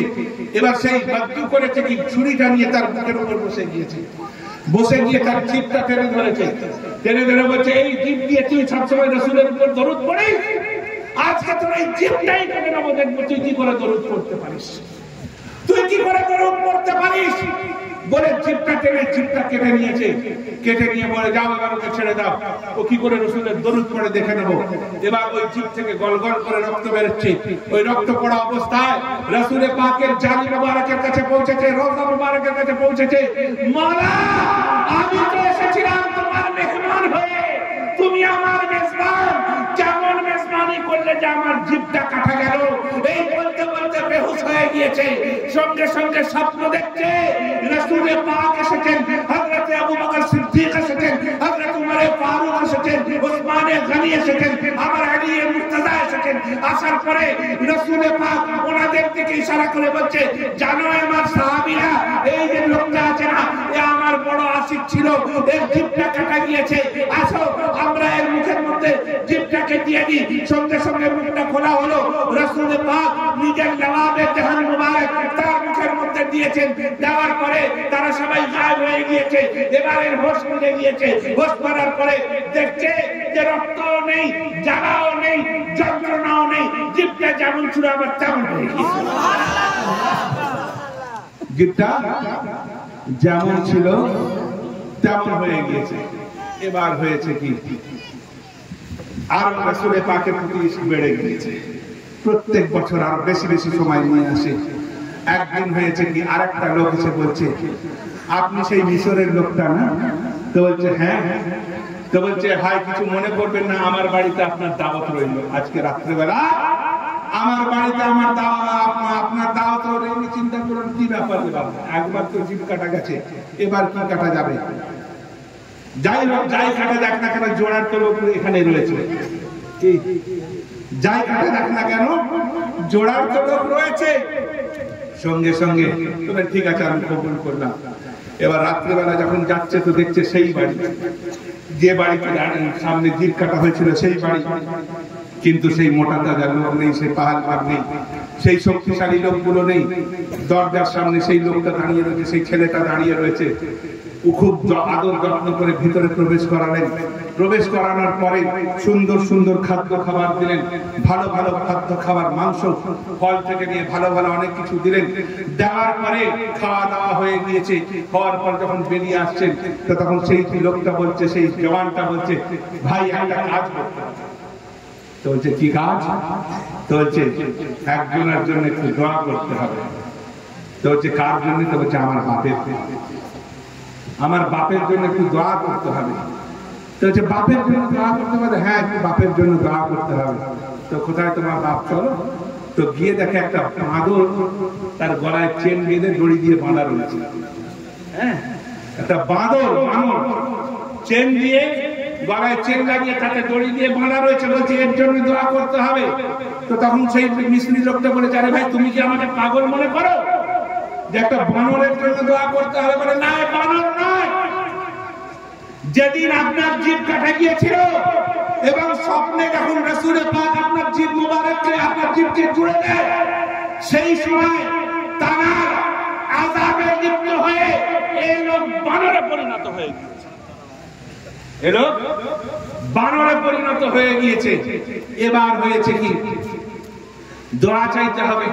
দোয়া চেয়েছেন, যখন ফিরে এসেছেন দোয়া চাওয়া শেষ হয়ে গিয়েছে, লোকটা বানর থেকে মানুষ রূপী হয়ে সঙ্গে সঙ্গে ইন্তেকাল করে গিয়েছে। ভাই আমার উস্তাদুল মুহতারাম ইমাম উস্তাদুল মুহতারাম আল্লামা আশরাফুল কাদরী রাহমাতুল্লাহ তাআলা আলাইহি, আলহামদুলিল্লাহ আমি তার কাছে বুখারী শরীফ পড়েছি। হ্যাঁ, আর তার বুখারী শরীফ পড়ানোর সিস্টেমটাই আলাদা ছিল। কিরকম পড়াতেন জানেন? রাসূলে পাক থেকে অমুক অমুক অমুক অমুক সাহাবী শুনলেন, তার থেকে অমুক অমুক অমুক অমুক শুনলো, তার থেকে অমুক অমুক অমুক অমুক শুনলো। এরকম বলতে বলতে বলতে বলতে তার থেকে আমি শুনলাম, এবং আমার থেকে তোমরা শুনতে। এইভাবে রাবিয়ানদের নাম বয়ান করতে 200-250-300 রাবিদের নাম বয়ান করে হাতে 1 লাখের একটা হাদিস বয়ান করতে। এত জাহির মানুষ ছিল। তার একটা কিতাব রয়েছে জালজালা এবং জেরো জাবার। তো জেরো জাবার তো সত্যি জেরো জাবার, ওয়াহাবিদের একদম জেরো জাবার করে ছেড়ে দিয়েছে। তো ভাই তিনি লিখছেন, तुम जिसे रूठो वो बरगश्त दुनिया हो जाए, तुम जिसे रूठो वो बरगश्त दुनिया हो जाए, और तुम जिसे चाहो वो खतरा हो तो दरिया हो जाए। हैं भाई, आज रसूले पाक কে আমরা ভালোবাসি, সেই জন্যই দেখেন আমরা আমাদের মধ্যে অনেকের নাম বেনামাজি আছে কি না? কিন্তু চেহারা দেখলে বোঝা যায় যে আশিকে রাসূল। হ্যাঁ, চেহারা দেখলে বোঝা যায় যে এরা দুশমনে রাসূল নয়। আর একদল এই জালিয়ালা টুপি, এই বড় দাড়ি, শয়তানের দাড়ি, কাঁধে সবসময় হাঁড়ি। হ্যাঁ, হাঁড়ি রেখে হান্ডি রেখে চলতে, কাঁধে সবসময় হাঁড়ি, আর ফাঁকা থাকে তাদের বাড়ি, পর পুরুষ এসে ঘর ঢোকে তাদের বাড়ি। এরকম ঘটনা বহু দেখা যায়। হ্যাঁ, তো তাদের চেহারা দেখবেন, দাঁড়িয়ে রয়েছে, কপালে আমেরিকান ডলারের স্ট্যাম্প রয়েছে, আবার একদম মুখটা যেন মনে হচ্ছে শয়তান এক্ষুনি পেরে দিয়ে গেছে। বুঝতে পারছেন না? তো ভাই, কেন নামাজি হওয়া ইমানের আসল পরিচয় নয়। নামাজি হওয়া হচ্ছে রুকনে ঈমান। নামাজি রুকনে ঈমান, হজ রুকনে ঈমান, যাকাত রুকনে ঈমান, হুব্বে রাসূল আইনে ঈমান। হুব্বে রাসূল আইনে ঈমান। কারণ হাসরের ময়দানে তখনই তোমার নামাজ কাবুলে কবুল হবে যখন তোমার সিনাতে রাসূলে পাকের মহব্বত থাকবে। হ্যাঁ, না হলে এমন হবে একজন নামাজের বদৌলতে, রোজার বদৌলতে, ইবাদতের বদৌলতে আল্লাহ তাকে জান্নাত দেবে। পরে জিজ্ঞাসা করবে, এ বান্দা তোমাকে কেন জান্নাত দেওয়া হলো? তোলে আমি নামাজ পড়তাম তাই জান্নাত দেওয়া হলো। তো বলছে আমার রহমতের কোনো প্রয়োজন ছিল না। তো যেটা আমি যদি নামাজ না পড়তাম আপনি রহমত করতেন, তো তাকে জাহান্নামে দিয়ে দাও। কিন্তু ভাই, একজন বান্দা বেনামাজি, তার এক ওয়াক্তের নামাজ নেই। বুখারী শরীফের হাদিস বলছি, ভাই এখানে মাওলানা সাহেব রয়েছে, বুখারী শরীফের হাদিস বলছি, বেনামাজি জাহান্নামের থেকে তার শরীর কালো ঝাই হয়ে যাবে। রাসূল পাক আল্লাহকে ফরিয়াদ করবেন, মাওলা আমি ওই লোকটাকে জান্নাতে পাঠাতে চাই। ওই লোকটাকে জান্নাতে পাঠাতে চাই। আল্লাহ তাবারক ওয়া তাআলা ফেরেশতাদেরকে বলবে, ফেরেশতারা যাও ওই লোকটাকে বের করে নিয়ে এসো, আমার হাবিব তাকে জান্নাতে পাঠাবে। নিয়ে এসেছে, শরীর পুড়ে কালো হয়ে গিয়েছে জাহান্নামের আগুনে। তো বলবে এই অবস্থায় যদি একে জান্নাতে নিয়ে যায় তো জান্নাতীরা ভয় খেয়ে যাবে। কাউসারের পানি দিয়ে গোসল করানোর পর জান্নাতে যখন নিয়ে যাবে, জান্নাতের দরবার দরজা খুলবে, জান্নাতের ভিতরে ডান পা রাখার পর জান্নাতের দরবারকে জিজ্ঞাসা করবে, এই জান্নাতের দরবার আমার জন্য কতটুকু জান্নাত বরাদ্দ করা হয়েছে? তো জান্নাতের দরবার বলবে, তুমি তো জাহান্নামে ছিলে, তোমার হাবিবের নিগাহে কেরামে জান্নাতে এসেছো, কতটুকু জিজ্ঞাসা করো না। বলবে তবুও জানার আকাঙ্ক্ষা। তো বলবে পৃথিবী দেখেছো? তো বলবে হ্যাঁ দেখেছি, পৃথিবীর 10 গুণ যতটা হয় ততটা জান্নাত তোমাকে দেওয়া হয়েছে। ও তখন বলবে এইটুকু জান্নাত নিয়ে আমি করবো কি? আল্লাহ তাবারক ওয়া তাআলার কাছে ফেরেশতারা বলবে, মওলা পৃথিবীর 10 গুণ জান্নাত পেয়েও এ সন্তুষ্ট নয়। আল্লাহ তাবারক ওয়া তাআলা বলবে, হ্যাঁ আমার হাবিবের উম্মত ও অল্পতে সন্তুষ্ট হবে না, ওর বেশি দরকার আছে। ওকে বলে দাও ডান পাকা রাখো, যতটা জান্নাত দেওয়া হয়েছে তার আরো 10 গুণ দেওয়া হবে। যতটা জান্নাত দেওয়া হয়েছে 10 পৃথিবীর 10 গুণ, তাকে আরো 10 গুণ দেন, তার মানে পৃথিবীর 100 গুণ। আমরা পৃথিবীর 1 গুণও দেখতে পাই না, হ্যাঁ পেয়েছি? তাহলে 10 গুণ আবার সেটাকে 10 দিয়ে দিই, তাহলে চিন্তা করুন কেন? এই জন্যই যে রাসূল পাকের নিগাহে কেরাম, হ্যাঁ বেরাদারানে মিল্লাতে ইসলামিয়া। আমি এই জন্য বলতে চাইছি যে আপনারা এই কথা মনে করে যেন নামাজ ছেড়ে দেবেন না। কারণ রাসূল পাক বলেছেন, কুররাতু আইনি ফিস সালাত, নামাজ আমার চোখকে শান্তি প্রদান করে। বলুন না সুবহানাল্লাহ। নামাজ আমার চোখকে শান্তি প্রদান করে। as-সালাতু মিফতাহুল জান্নাহ, নামাজ জান্নাতের চাবি। ভাই একটা দামি এসি গাড়ি কিনলেন, গাড়ি কেনার পরে এবার চাবিটা কোনোভাবে এমন জায়গায় হারিয়ে গেল যে পাওয়া যাচ্ছে না। আচ্ছা বলুন তো, দুনিয়াতে তো নকল চাবি পাওয়া যাবে, কিন্তু হাসরের ময়দানে আর নকল চাবি পাওয়া যাবে কি? ওখানে একটাই চাবি, একটাই চাবি। তো ভাই গাড়িতে যদি চাবিটা হারিয়ে যায়, সেই গাড়িতে চড়তে পারবেন? আরে হ্যাঁ না বলবেন তো, চড়তে পারবেন? বাড়ি তৈরি করলেন, সুন্দর অট্টালিকা, সেখানে রুম মানে প্রত্যেকটা রুমে এসি লাগালেন, আবার প্রত্যেকটা রুমে দারুণ দারুণ সোফা দিলেন, প্রত্যেকটা রুমে কার্পেট পেছালেন, দারুণ দারুণ গদিয়ালা বেড লাগালেন। তারপরে বাড়িতে আপনি মিস্ত্রিদেরকে বললেন এসব করে চাবিটা লাগিয়ে আমাকে দিও। রাস্তায় আস্তে আস্তে মিস্ত্রি চাবিটা মাস্টার কি হারিয়ে ফেলল। মাস্টার কি মানে যে চাবি দিয়ে খোলা যাবে আর অন্য চাবি দিয়ে সেটা খোলা যাবে না, হারিয়ে ফেললো। এসি আপনাদের জন্য, আপনার জন্য কি তাই না? এসি আপনার জন্য, তারপরে মখমলি গদি আপনার জন্য, তারপরে সেন্টার এসি আপনার জন্য, সেই আরাম আয়েশ আপনার জন্য। কিন্তু মজার বিষয় আপনি পেলেন না, কেন না? চাবি হারিয়ে গেল। তো ভাই জান্নাতে প্রত্যেকটা জিনিস মুমিনের জন্য। আরে হ্যাঁ না বলবেন তো, মুমিনের জন্য। আর মুমিনের সেই জান্নাতকে খুলতে হবে নামাজের চাবি দরকার। নামাজের চাবি দিয়ে খুললে জান্নাতের ফল আপনার, জান্নাতের মাওয়া আপনার, জান্নাতের হুর আপনার, জান্নাতের গলমান আপনার। আর প্রত্যেক সপ্তাহে একদিন আল্লাহর দিদার জি। কিন্তু যদি চাবি না থাকে সব বাদ। বুঝতে পেরেছেন না? তাহলে চাবি দরকার আছে কিনা? আরে হ্যাঁ না বলবেন তো, চাবি দরকার আছে কিনা? হ্যাঁ, তাহলে চাবি দরকার। চাবিটা কোথায় পাওয়া যায়? চাবিটা কোথায় পাওয়া যায়? চায়ের দোকানে। হ্যাঁ, কোথায় পাওয়া যায়? মসজিদে। আমরা তো চায়ের দোকানে ওই কি করি জানেন? চায়ের দোকানে, চায়ের দোকানে ওই চ্যানেলটা চালাবে, ওই সিনেমাটা আরে হ্যাঁ না বলবেন তো? হয়তো হ্যাঁ, এই বড় দাড়ি, আবার কোন একটুখানি দাড়ি, হ্যাঁ এইটুকু, আর খেজাব করে কাঁদো, দেখতে লাগে ভালো, কিন্তু শয়তানের দাড়ি। খেজাব করা মাওলানা সাহেব আছেন, আচ্ছা এনার বয়স খুব জোর হলে 45 বছর, 47, এখন তো খেজাব করা যেতে পারে, যেতে পারে না? করেছেন? আরে হ্যাঁ না বলবেন তো? করেছেন? 70 বছরের থেকে খেজাব করে ঘুরে বেড়াচ্ছে, হ্যাঁ, আর বলছে খেজাব ওটা কোনো ব্যাপার নেই। খেজাব করা হচ্ছে হারাম। কি মাওলানা স্যার? হারাম। যে খেজাব করবে জেনে শুনে তার পিছনে নামাজ পড়া যায়,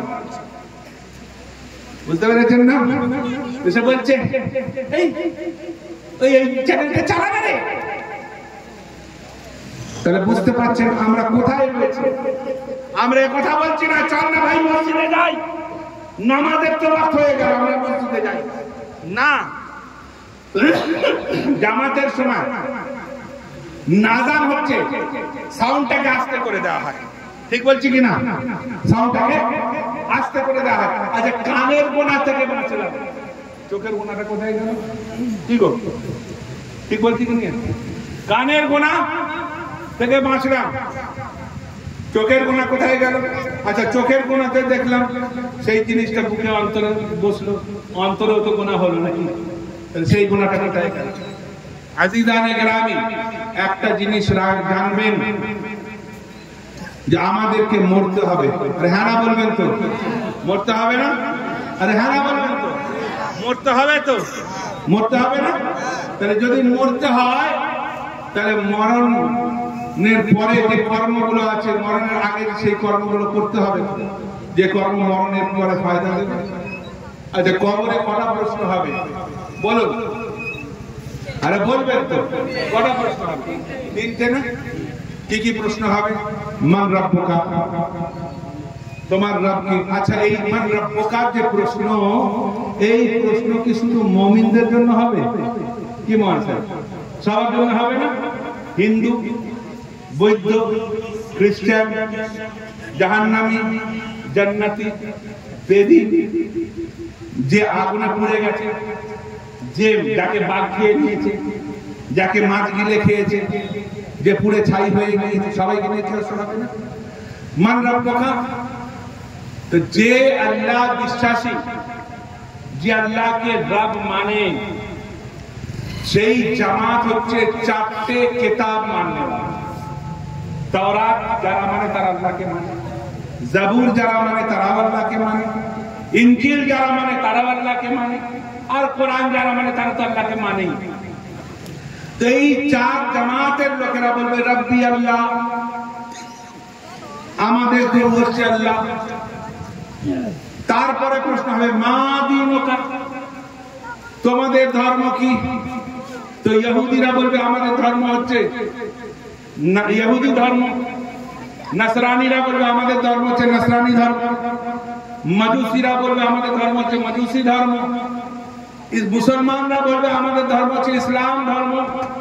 তো ভাই এই 4 মানে কিতাব মাননে वालाদের মধ্যে 3 কিতাব মাননে वालाরা বাদ রয়ে গেল, 1 কিতাব মাননে वाला। সেই কিতাবের নাম কি গো? আরে বলবেন তো? কোরআন। এবার কোরআন মাননে वालाদেরকে একটা প্রশ্ন করা হবে, কি? একজন নূরানি চেহারাওয়ালা, একজন তাজাল্লিওয়ালা, একজন সারাপা নূর কে হাজির করা হবে। হাজির করার পরে জিজ্ঞাসা করা হবে মা কুনতা তাকুলু ফি শানি হাযার রাজুল, আবার কোন জায়গায় আছে মা কুনতা তাকুলু ফি হাক্কি হাযার রাজুল। দেখেন এখানে মাওলানা সাহেব বসে আছে, মা কুনতা তাকুলু তুমি কি বলতে, তাই না? तुम क्या कहते थे, তুমি কি বলতে এই লোকটির সম্বন্ধে, অর্থাৎ তোমার ধারণা কি ছিল? এবার আসে ওয়াহাবিরা বলবে আমাদের মতো, কেউ বলবে ইলমে গায়ব জানে না, কেউ বলবে রাসূলে পাক নিজের পিছনের খবর জানে না, কেউ বলবে রাসূলে পাক নূরের তৈরি নয়, কেউ বলবে রাসূলের পাকের মাআযাল্লাহ মুখে দুর্গন্ধ ছিল। আবে তোর কাযযাব বিন ইউসুফ বড় ভুল হবে। কাযযাব ইবনে কাযযাব সে বলছে রাসূলের পাকের মুখে নাকি দুর্গন্ধ ছিল, তাই জিবরাইল আমিন এসে বলতো যে আপনি দাঁতন ব্যবহার করেন। কত বড় কমবাখত! হ্যাঁ, অথচ এক সাহাবী মেয়ের বিবাহ হবে, সেই সাহাবী আতর কেনার ক্ষমতা নেই। রাসূলের পাকের দরবার শরীফে গিয়েছে, যাওয়ার পরে বলছেন ইয়া রাসূলুল্লাহ আমার মেয়ের বিবাহ, আমার আতর কেনার ক্ষমতা নেই, আমার আতর কেনার ক্ষমতা নেই। তো রাসূলের পাক তো বলতেন যে আমার কাছে কেন এসেছো ভাই, আল্লাহর কাছে চাও, নাহলে আমি পয়সা দিচ্ছি কিনে নাও। হ্যাঁ, রাসূলের পাক বললেন যাও একটা শিশি নিয়ে এসো। শিশি নিয়ে আসলো, রাসূলের পাকের পেশানি মোবারক এর ঘাম সেই শিশির মধ্যে দেওয়া হলো। তিনি নিয়ে গিয়ে নিজের মেয়েকে দিলেন, বলেন মেখে নাও। বলে কি? বলে আমার রাসূলের মাথার পেশানির ঘাম। তো এত সুন্দর খুশবু হতে লাগলো, ইহুদি নারীরা জিজ্ঞাসা করলো খুশবু পেয়েছে কোত্থেকে? বলছে আমার আব্বা নিয়ে আসছে। আব্বা পেয়েছে কোত্থেকে? বলে রাসূলের কাছ থেকে নিয়ে এসছে। রাসূল কোত্থেকে পেয়েছেন? বলে ওনার মাথার পেশানির ঘাম। तो आला हजरत लिखते वल्लाह जो मिल जाए मेरे कुल का पसीना मांगे न कोई इत्र न फिर चाहे कुरन को। सुभान अल्लाह, क्या बात है उस कब्रिस्तान करम की, ज़हरा है कभी किसमें हुसैन और हसन फूल, सरताज कदम है तन सुल्तान ज़मन फूल, लब फूल दहन फूल बदन फूल ज़कन फूल, वल्लाह जो मिल जाए मेरे कुल का पसीना मांगे न कोई मित्र न फिर चाहे दुल्हन फूल। तो भाई সবাই সব বলবে, সুন্নিরা বলবে ইনি মুস্তাফা ছিলেন, ইনি খাতামুন নবিয়্যিন ছিলেন, ইনি শফিউল মুজনিবিন ছিলেন, ইনি আমাদের জানের জান, পরাণের পরাণ। এনার জন্য মানে हुस्न यूसुफ में कटी जिस्म में अंगुष्ठे ज़ना और सर कटाते हैं तेरे नाम पे। सुभान अल्लाह, सुभान अल्लाह। एनार जन्ने আমার কত আশিকরা নিজের জানকে কুরবান করে। সুবহান আল্লাহ, সুবহান আল্লাহ। তো ভাই সেই জন্যই বলছি যে একটা জিনিস মনে করতে হবে, কোরআন বলছে ওয়ালা তামুতুন্না ইল্লা ওয়া আনতুম মুসলিমুন। মুমিনুন বলেননি, কিন্তু মুসলিমুন বলেছে। মানে কি মুসলিম মানে ইসলামের অর্থ হচ্ছে নিজেকে সারেন্ডার করে দেওয়া, নতমস্তক করে দেওয়া। ভাই কার কাছে নতমস্তক? শুধু কি আল্লাহর কাছে? কোরআন বলছে আতিউল্লাহ ওয়া আতিউর রাসূল, আল্লাহর ইতাআত করো, তার সঙ্গে রাসূলের ইতাআত করো। তার মানে কি নিজেকে সারেন্ডার করো আল্লাহর কাছে এবং রাসূলের কাছে। আর কোরআন বলছে বাউলিল আমরি মিনকুম, এবং তোমাদের মধ্যে যাদেরকে হুকুম দেওয়া হয়েছে তাদের। তো ভাই এখানে বোঝা যায় আইমায়ে দ্বীনের ইতাআত করতে বলা হয়েছে, আউলিয়ায়ে কামিলিনের ইতাআত করতে বলা হয়েছে, বুজুর্গানে দ্বীন কে ইতাআত করতে বলা হয়েছে। হ্যাঁ, সবাই আজকাল নিজেকে বুজুর্গ সাজে ভাই, আজকাল বুজুর্গের ছড়াছড়ি। বিরাট বুজুর্গ, এক ওয়াক্তের নামাজ নেই, গাঁজায় টান। হ্যাঁ, নামাজ নেই, গাঁজায় টান, বিরাট বড় আল্লাহর ওলি। হ্যাঁ, কিন্তু ভাই ইমাম গজালি, আমি বেশি কোনার সময় নেব না, ইমাম গজালি রহমাতুল্লাহ আলাইহি তিনি ইরশাদ করছেন কাউকে যদি আসমানে উড়ে যেতে দেখো ততক্ষণ পর্যন্ত তাকে বলি আল্লাহ মনে করো না। কাউকে যদি পানিতে হেঁটে যেতে দেখো ততক্ষণ পর্যন্ত তাকে বলি আল্লাহ মনে করো না। কাউকে যদি আগুনের মধ্যে থেকে চলে যেতে দেখো অথচ গা পুড়ছে না, ততক্ষণ তাকে বলি আল্লাহ মনে করো না। তখন বলি আল্লাহ মনে করবে যখন দেখো এর মধ্যে শরীয়ত বিদ্যমান রয়েছে। যে শরীয়ত বিদ্যমান যার মধ্যে রয়েছে সে বলি আল্লাহ হোক আর না হোক আল্লাহ তাকে পছন্দ করে, আমার রাসূল তাকে পছন্দ করে। আর বলি আল্লাহ মানে কি আল্লাহর বন্ধু হওয়া। আর যার বন্ধু হলাম তারই হুকুম পালন করলাম না, কেমন বন্ধু? হ্যাঁ, কেমন বন্ধু? আমরা গস পাককে পছন্দ করি, গস পাককে নিজেদের মালিক ও মুখতার মনে করি? হ্যাঁ, आला हज़रत लिखছেন, কি লিখছেন? क्या दबे जिस पे हिमायत का हो पंजा तेरा, शेर को खतरे में लाता नहीं कुत्ता तेरा, और मैं तो मालिक ही कहूंगा, मैं तो मालिक ही कहूंगा कि हो मालिक के हबीब, यानी महबूब व मुहिब में नहीं मेरा तेरा। যাই হোক ভাই, অনেক রাত হয়ে গিয়েছে, আমি আর বেশিক্ষণ আপনাদেরকে জাগাবো না। কারণ দেখেন, একটা কথা বলি, কথাটা হলো এইটাই যে আমরা সবাই হুজুর গৌসে পাকের গোলাম, হুজুর গৌসে পাকের চাহনেওয়ালা।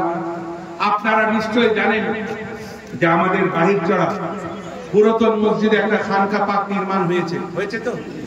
হয়েছে না? হ্যাঁ না বলবেন? হয়েছে তো? সেই খানকা পাক একদম খানকা, মসজিদ, মাদ্রাসা একসঙ্গে, खोशा मस्जिद मदरसा खान काहे, अमीन खुसरू बोलছেন, खोशा मस्जिद मदरसा खान काहे के दरवे बहुत तीलो काले मोहम्मद। তোমরা আনন্দিত হয়ে যাও মসজিদ মাদ্রাসা, হ্যাঁ তোমরা আনন্দিত হয়ে যাও মসজিদ মাদ্রাসা এবং খানকা মসজিদ মাদ্রাসার উপর। কেন? সেখানে রাসূল পাকের তিলকার হয়, মানে আলোচনা হয়। হ্যাঁ, তো ভাই সেই আপনারা দেখবেন মাদ্রাসাও আছে, মসজিদও আছে, আবার খানকাও আছে, পাশে কবরস্থানও আছে। মানে কি, এখান থেকে ইমানকে সালামত করে কবরস্থানে গিয়ে শান্তিতে শুতে পারবে, তাই না? তো সেই খানকাতে গম্বুজ তৈরি হচ্ছে ভাই, গম্বুজ তৈরি হচ্ছে। তো সেই গম্বুজের কাজ সবে শুরু হয়েছে, কিন্তু এখন অনেক টাকার মধ্যে। দেখেন মিস্ত্রিদের কাজ হচ্ছে, মানে আগিয়ে যাও, বলবে এই বড় তো 30-35 হাজার টাকা খরচা হবে, তারপরে যখন লেগে যাবে রে ভাই, তখন 1.5 লাখ টাকা খরচা হবে। হ্যাঁ, এরকম মিস্ত্রিরা আছে। তা আমাদেরকে টপে তুলে দিয়ে এখন এমন একটা পরিস্থিতি হয়ে গিয়েছে কি বেশ কিছু দেনার মধ্যে পড়ে যাওয়া হয়েছে।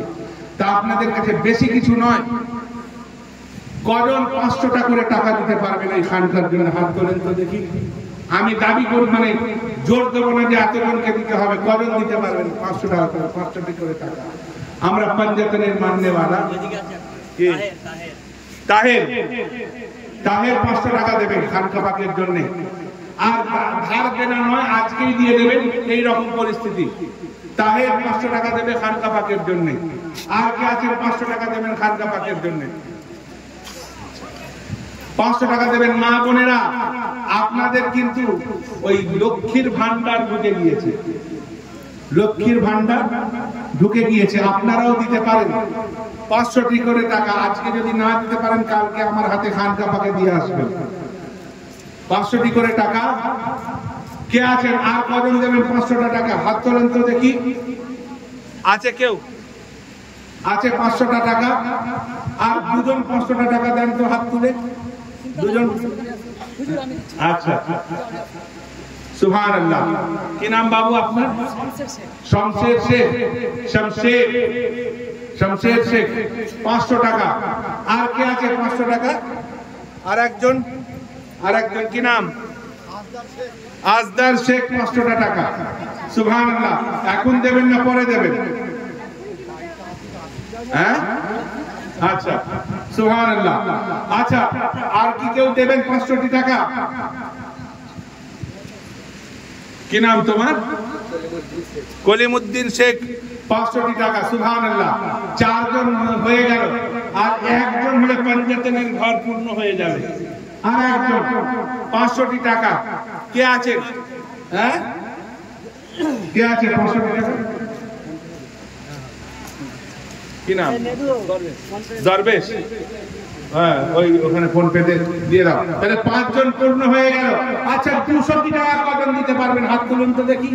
কমে, একদম হাফের চেয়েও কম। 200 টাকা। কি নাম? সাহেব আলী শেখ। 200 টাকা দিয়ে দাও। 200 টাকা। ধার দেনা না, ক্যাশ টু ক্যাশ। 200 টাকা। সাহেব আলী শেখ 200 টাকা। আর কে আছে 200 টাকা? হাত তোলো। মা বোনেদের মধ্যে কে আছে 200 টাকা? মা বোনেদের মধ্যে কে আছে 200 টাকা? মা বোনেদের মধ্যে 200 টাকা। দেখেন মায়েরা কত চালাক হয়। মায়েদের ঘরে হয়তো সংসার খরচের জন্য 1000 টাকা দেওয়া হলো, স্বামী তো আর হিসেব নেয় না, দেখা যাচ্ছে যে 700 টাকা খরচা হলো 300 টাকা চালের মধ্যে, কিংবা বালিশের বেডের তলায় এমন জায়গায় রাখবে স্বামীর ক্ষমতা নেই সেই জায়গা থেকে বের করে। ঠিক বলছি না? আরে হ্যাঁ ঠিক, আমাদের ইমাম সাহেব বলছেন হ্যাঁ ঠিক ঠিক।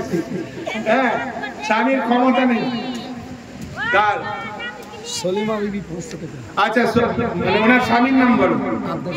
আবদার শেখের স্ত্রী 500 টাকা। আচ্ছা, আর 200 টাকা আর কি আছে? হাত তোলো তো দেখি 200 টাকা। এই যে মাইক ম্যানেরা, লাইট ম্যানেরা, আর এই কি ইউটিউবাররা 200 টাকা কে দেবে? তাড়াতাড়ি তাড়াতাড়ি, সময় নেই বেশি, পরে খুলে যাবে টাটকা। হ্যাঁ, ফোন পেতে দিয়ে দাও। সালাউদ্দিন শেখের স্ত্রী, সালাউদ্দিন শেখের স্ত্রী। ভাই, একজন বুজুর্গ ব্যক্তি বলেছিলেন যে তোমার ছেলে যখন জন্মায় তার নাম রেখো সালাহুদ্দিন, কারণ সালাহুদ্দিন আইয়ুবী এমন একজন বাদশা ছিলেন যাকে দেখে দুশমনেরা থর থর কম্পমান হয়ে যেত। সেই জন্য সালাহুদ্দিন নাম রাখা খুব ভালো জিনিস। কামালের স্ত্রী 200 টাকা। আর কে আছে 200 টাকা? হাত তোলো ঝপ করে। এখানে এখন এখানে কেউ নেই 200 টাকা দেওয়ার মতো? হ্যাঁ, 200 টাকা জলদি। সুবহানাল্লাহ। হ্যাঁ, মনিরুল শেখ 200 টাকা। ওটা হ্যাঁ, ওই তো বলা হয়েছে, দাও। আচ্ছা, আর কে আছো 200 টাকা? আর কে আছো? হাত তোলো তো দেখি। 200 টাকা কে আছো? 200 টাকা। আরে ভাই, চায়ের দোকানে একদিন সকালবেলা বসলে সন্ধ্যেবেলা 200 টাকা শেষ, নাকি? ঠিক বলছি কিনা? হ্যাঁ না বলবেন তো? আজকে না দিতে পারবে, কালকে সারা দিনের মধ্যে যে কোনো সময় দেবেন। 200 টাকা। হাত তোলেন তো দেখি। 200 টাকা কে আছে? 200 টাকা। এইদিকে কেউ নেই, এদিক থেকে কোনো সাড়া আসছে না। এদিক থেকে 200 টাকা কে দেবে? হাত তোলো। 200 টাকা কে দেবে? এদিক থেকে। এইদিক থেকে কে দেবে 200 টাকা? এই দেখো, কে দেবে 200 টাকা? তাড়াতাড়ি হাত তোলো। সালাম হবে তবে কিন্তু সবাই যাবে। 200 টাকা কে দেবে? কেউ নেই 200 টাকা। আচ্ছা, বাহ বাহ বাহ বাহ, আমাদের ইউটিউবার সাহেব সুবহানাল্লাহ। নওশেরের স্ত্রী 200 টাকা। আর কে দেবে 200 টাকা? আচ্ছা, নাম বললাম।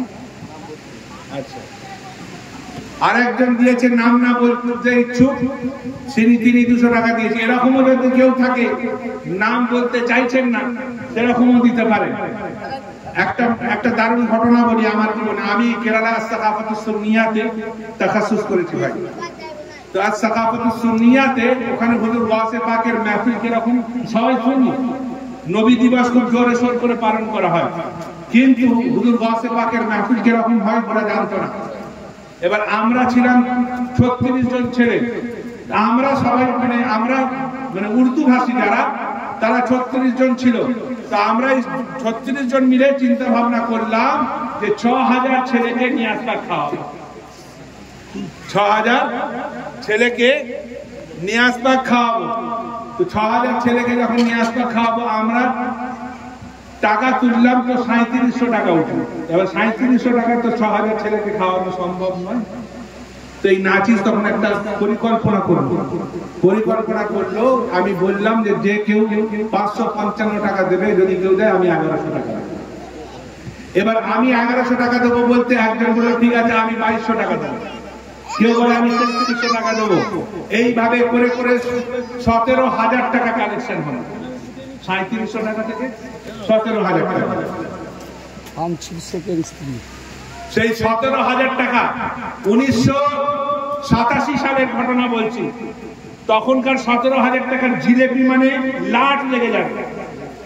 এই 17,000 টাকার মধ্যে 14,000 টাকার জিলেপি কেনা হলো, আর 3,000 টাকা আলাদা আলাদা বাক্স করা হলো ওস্তাদদের জন্য, এবং সমস্ত ওস্তাদদেরকে দাওয়াত করা হলো। তাদেরকে বলা হলো গস পাকের সামনে কিছুক্ষণ বলার জন্য। এবার তারা যে যেমন জানতো সেরকম বলতে লাগলেন। বলতে বলতে বেলা 10টা থেকে বিকেল 4টে হয়ে গেল। মাহফিল শেষ করে যখন ফাতিহা নিয়াজ পাক দেওয়া হলো, ওরা খুব আনন্দিত হলো। তো ভাই, তারা গস পাককে জানতো না, তাই না জেনে গস পাকের শান আলোচনা করেছিল। আমরা গস পাককে জানি না? আরে হ্যাঁ না বলবেন তো? তো গসে পাকের শানে, গসে পাকের মোহাব্বতে কে আছেন, কজন আছেন? 200 টাকা দেবেন, হাত তোলেন দেখি। কজন আছেন 200 টাকা দেবেন, হাত তোলেন। কজন? জলদি ঝপ করে 200 টাকা দেবে, তাড়াতাড়ি দাও। এই দেখো গস পাকের মোহাব্বতে চলে আসছে। কিন্তু বাবা একটা কথা বলবো, একটু মনে কি নেবে না বাবা, শোনো, একটু শোনো। এই কানে এসব পরা, এগুলো হচ্ছে মহিলাদের আলামত। এর হাদিসও রয়েছে, এর মানে ওয়াকিয়াও রয়েছে। হযরতে হাজরা রাদিয়াল্লাহু তাআলা আনহাকে হযরত ইব্রাহিম পরিয়ে দিয়েছিলেন। কেন? হযরতে মানে সারা রাদিয়াল্লাহু তাআলা আনহা মনে মনে ধারণা হয়েছিল যে তিনি হযরতে হাজরাকে বেশি ভালোবাসেন। সেই জন্য হযরতে সারা বলেছিলেন তার কান ছিদ্র করে দেওয়ার জন্য এবং নাক ছিদ্র করে দেওয়ার জন্য। তো হযরতে ইব্রাহিম চিন্তিত হয়ে গেলেন। আল্লাহ তাবারক ওয়া তাআলা ইরশাদ করলেন যে হ্যাঁ তুমি করো, এতে হাজরার সৌন্দর্য আরো বেড়ে যাবে। জি, তো গলার হার, কানের দুল আর হাতের এই বালা হচ্ছে মহিলাদের পোশাক, পুরুষ মানুষের পোশাক না। আর এই বালার হিস্ট্রি আপনারা শুনুন। আমার এক বন্ধু আছে বিল্লাহ, সে হচ্ছে পাঞ্জাবি বন্ধু, কিন্তু আমাকে যথেষ্ট সম্মান করে। সে বন্ধু তার বিয়ের পরে তার বাড়িতে আমাকে দাওয়াত দিয়েছিল।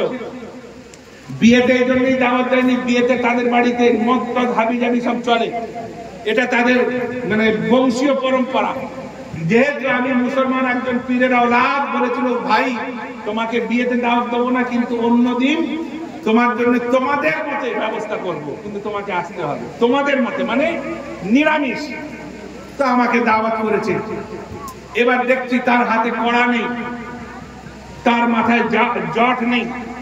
তা আমাকে বলছে জানো ভাই, আমাকে একদিন গুরুদুয়ারায় নিয়ে গিয়েছিল, নিয়ে গিয়ে কসম খাওয়ানো, এই মাথায় জট, হাতে কড়ার, কোমরে চাকু, এই তিনটেতে কসম খাওয়ানো হয় যে জীবনে একবার হলেও একটা মুসলমানকে হত্যা করবে, তবে সেই জিনিসটা হাত থেকে খুলবে, সেই জিনিসটা হাত থেকে খুলবে। তো বললে যে ভাই আমার মুসলমান বন্ধু থাকার জন্য আমি এই মানতটা করিনি।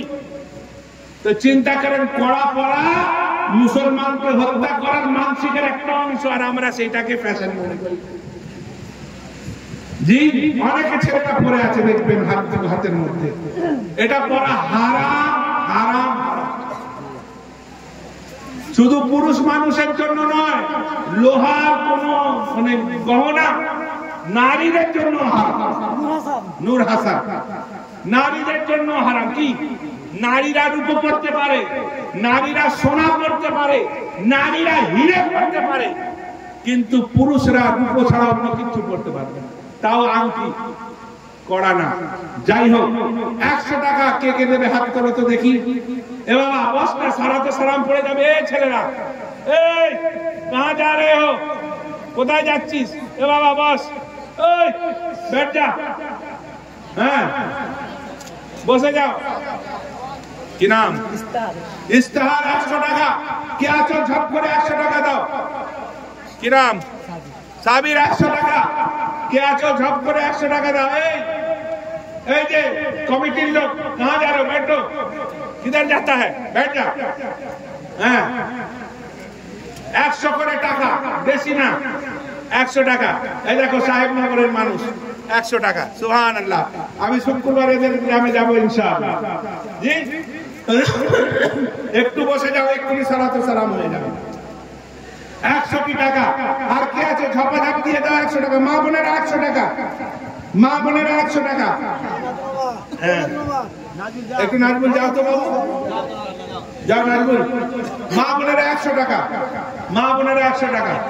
এই দেখো কমিটির আরেকজন লোক 100 টাকা, এই যে আরেকটা 100 টাকা। সুবহানাল্লাহ, ওখানে মা বোনেদের কাছে যাও 100 টাকা। এই দেখো কমিটির আরেকজন লোক 100 টাকা। সুবহানাল্লাহ, 100 টাকা, 100 টাকা, বেশি না, 100 টাকা। 100 টাকা দিতে দিতে শেষ, ওয়াদও শেষ, সালাত ও সালাম, তারপরে দোয়া হবে ইনশাআল্লাহ। কি আচ্ছা, বক্তব্য শুনে ভালো লেগেছে না খারাপ লেগেছে? ভালো লেগেছে তো? আর একটা ওয়াকিয়া শুনবেন? আরে শুনবেন, শোনেন।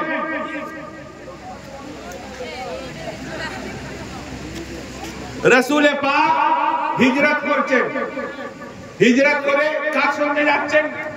হযরত আবু বকর সিদ্দিকের সঙ্গে। রাত্রের অন্ধায় দেখো কমিটির আরেকটা ছেলে, এই যে মা, একজন মা দিয়েছে, কমিটির ছেলে দেখো চলে যাচ্ছে, কমিটির ছেলে। রাসূল পাক হিজরত করেছেন, রাত হয়ে গিয়েছে, রাসূল পাকের একটু ক্ষুধা লেগেছে। হযরত আবু বকর সিদ্দিককে বলছেন, এ আবু বকর, একটু টিলা, একটু উঁচু পাহাড়ের উপর উঠে দেখো তো কোনো ঘরে আলো জ্বলছে কিনা। হযরত আবু বকর একটু উঁচু পাহাড়ে উঠে দেখছে যে দূরে একটা ঘরে আলো জ্বলছে। রাসূল পাককে বললেন যে অমুক জায়গায় একটা ঘরে আলো জ্বলছে। যখন আলো জ্বলছে বলে চলেন ইয়া রাসূলুল্লাহ, ওখানে যাই, গিয়ে আমরা একটু আশ্রয় চাই। সেখানে গিয়েছেন, যে বাড়িতে, সেই বাড়ির মালিকের নাম হচ্ছে উম্মে মাহবাদ, তাই না? উম্মে মাহবাদ, উম্মে মাহবাদকে গিয়ে বলছেন যে আজকে রাতটুকু আমরা এখানে থাকতে চাই। তো বলছেন এখানে থাকতে পারেন, কিন্তু আমার স্বামী এখানে নেই, আমার স্বামী ছাগল চড়াতে গিয়েছে, এখনো আসেনি। তো বলছে ঠিক আছে, থাকলো। কিছুক্ষণ পরে বলছে হযরত আবু বকর সিদ্দিক যে আপনার ঘরে কিছু খাবার আছে? আমার রাসূলের অনেক খাবার আকাঙ্ক্ষা হয়েছে। তো বলছে না, কোনো খাবার নেই। তো বলছে দুধও নেই। তো বলছে দুধ আর সব ছাগল ছিল, সেগুলোকে চড়াতে নিয়ে গিয়েছে, সেগুলো চড়াতে নিয়ে গিয়েছে। তো বলছে ওই যে একটা ছাগল রয়েছে, ওকে চড়াতে নিয়ে যায়নি। তো বলছে ছাগলটা বুড়ো হয়ে গিয়েছে, দুধ দেওয়ার ক্ষমতা শেষ হয়ে গিয়েছে, সেই জন্য ওকে রেখে দেওয়া হয়েছে।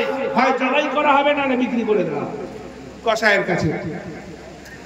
এবার হয়েছে কি, কয়েন আছে, আচ্ছা। এবার হয়েছে কি, রাসূল পাক বলছেন যে ঠিক আছে, আমাকে কি একটু দুধ দেওয়া যেতে পারে? দুধ মানে গাছতে দেওয়া যেতে পারে? আরে আমি তো বলছি ওর দুধ নেই থামে। তো হচ্ছে আমি একটু চেষ্টা করি, আপনি একটা ছোট পাত্র দেন। তো রাসূল পাক বললেন কি তার সাক্ষাৎ ওয়ালা হাত সেই ছাগলের পিঠে বুলিয়ে দিলেন। বুলিয়ে দেওয়ার পরে বাটিটা নিচে ধরলেন, ধরার পরে রাসূল পাক গাঁথতে শুরু করলেন। একটা বাটি ভরে গেল, আর একটা বাটি আনা হলো, সেটাও ভরে গেল, আর একটা বাটি আনা হলো, সেটাও ভরে গেল, আর একটা বাটি আনা হলো, সেটাও ভরে গেল। এইভাবে ভরতে ভরতে ভরতে ভরতে বাড়ির যতগুলো পাত্র ছিল সব ভরে গিয়েছে, সব ভরে গিয়েছে। রাসূল পাক যতটুকু পান করার পান করলেন। পরের দিন সকালবেলা বেরিয়ে যখন চলে গিয়েছেন, তার কিছুক্ষণ পরে তার স্বামী ঢুকে গিয়েছে। ঢুকে যাওয়ার পর এবার হযরত উম্মে মাহবাদ রাসূল পাকের নাম জিজ্ঞাসা করতে ভুলে গিয়েছে, রাসূল পাকের নাম জিজ্ঞাসা করতে ভুলে গিয়েছে। এবার আসার পরে সেই দেখছে যে ঘরে দুধ ভর্তি, সয়লাভ হয়ে রয়েছে। বলে এত দুধ এলো কোত্থেকে?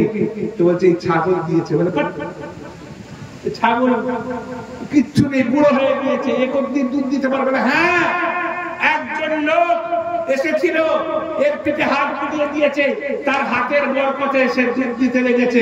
বলে দেখতে কেমন ছিল? বলে তার চোখ এইরকম ছিল, মানে টানা টানা চোখ ছিল, তার নাক সুন্দর ছিল, তার ঝুল সুন্দর ছিল। সে যখন হেঁটে যাচ্ছে আমি পিছন দিয়ে দেখছিলাম, তার হাঁটা সুন্দর ছিল, তার চলন সুন্দর ছিল। সে যখন কথা বলছিল, তার কথা থেকে যেন মুক্ত ঝরছিল। সে তার চেহারা দেখে আমি মনোমুগ্ধ হয়ে গিয়েছিলাম। বলছে নামটা কি ছিল বড়? তখন তো চিন্তা এসে গেছে, নাম তো জিজ্ঞাসা করেনি। তো উম্মে মাহবাদ বলছেন যে তার নাম ছিল মুবারক, মানে বরকতওয়ালা। যেহেতু ঘরে বরকত দান করে দিয়েছে, নাম হয়ে গিয়েছে মুবারক।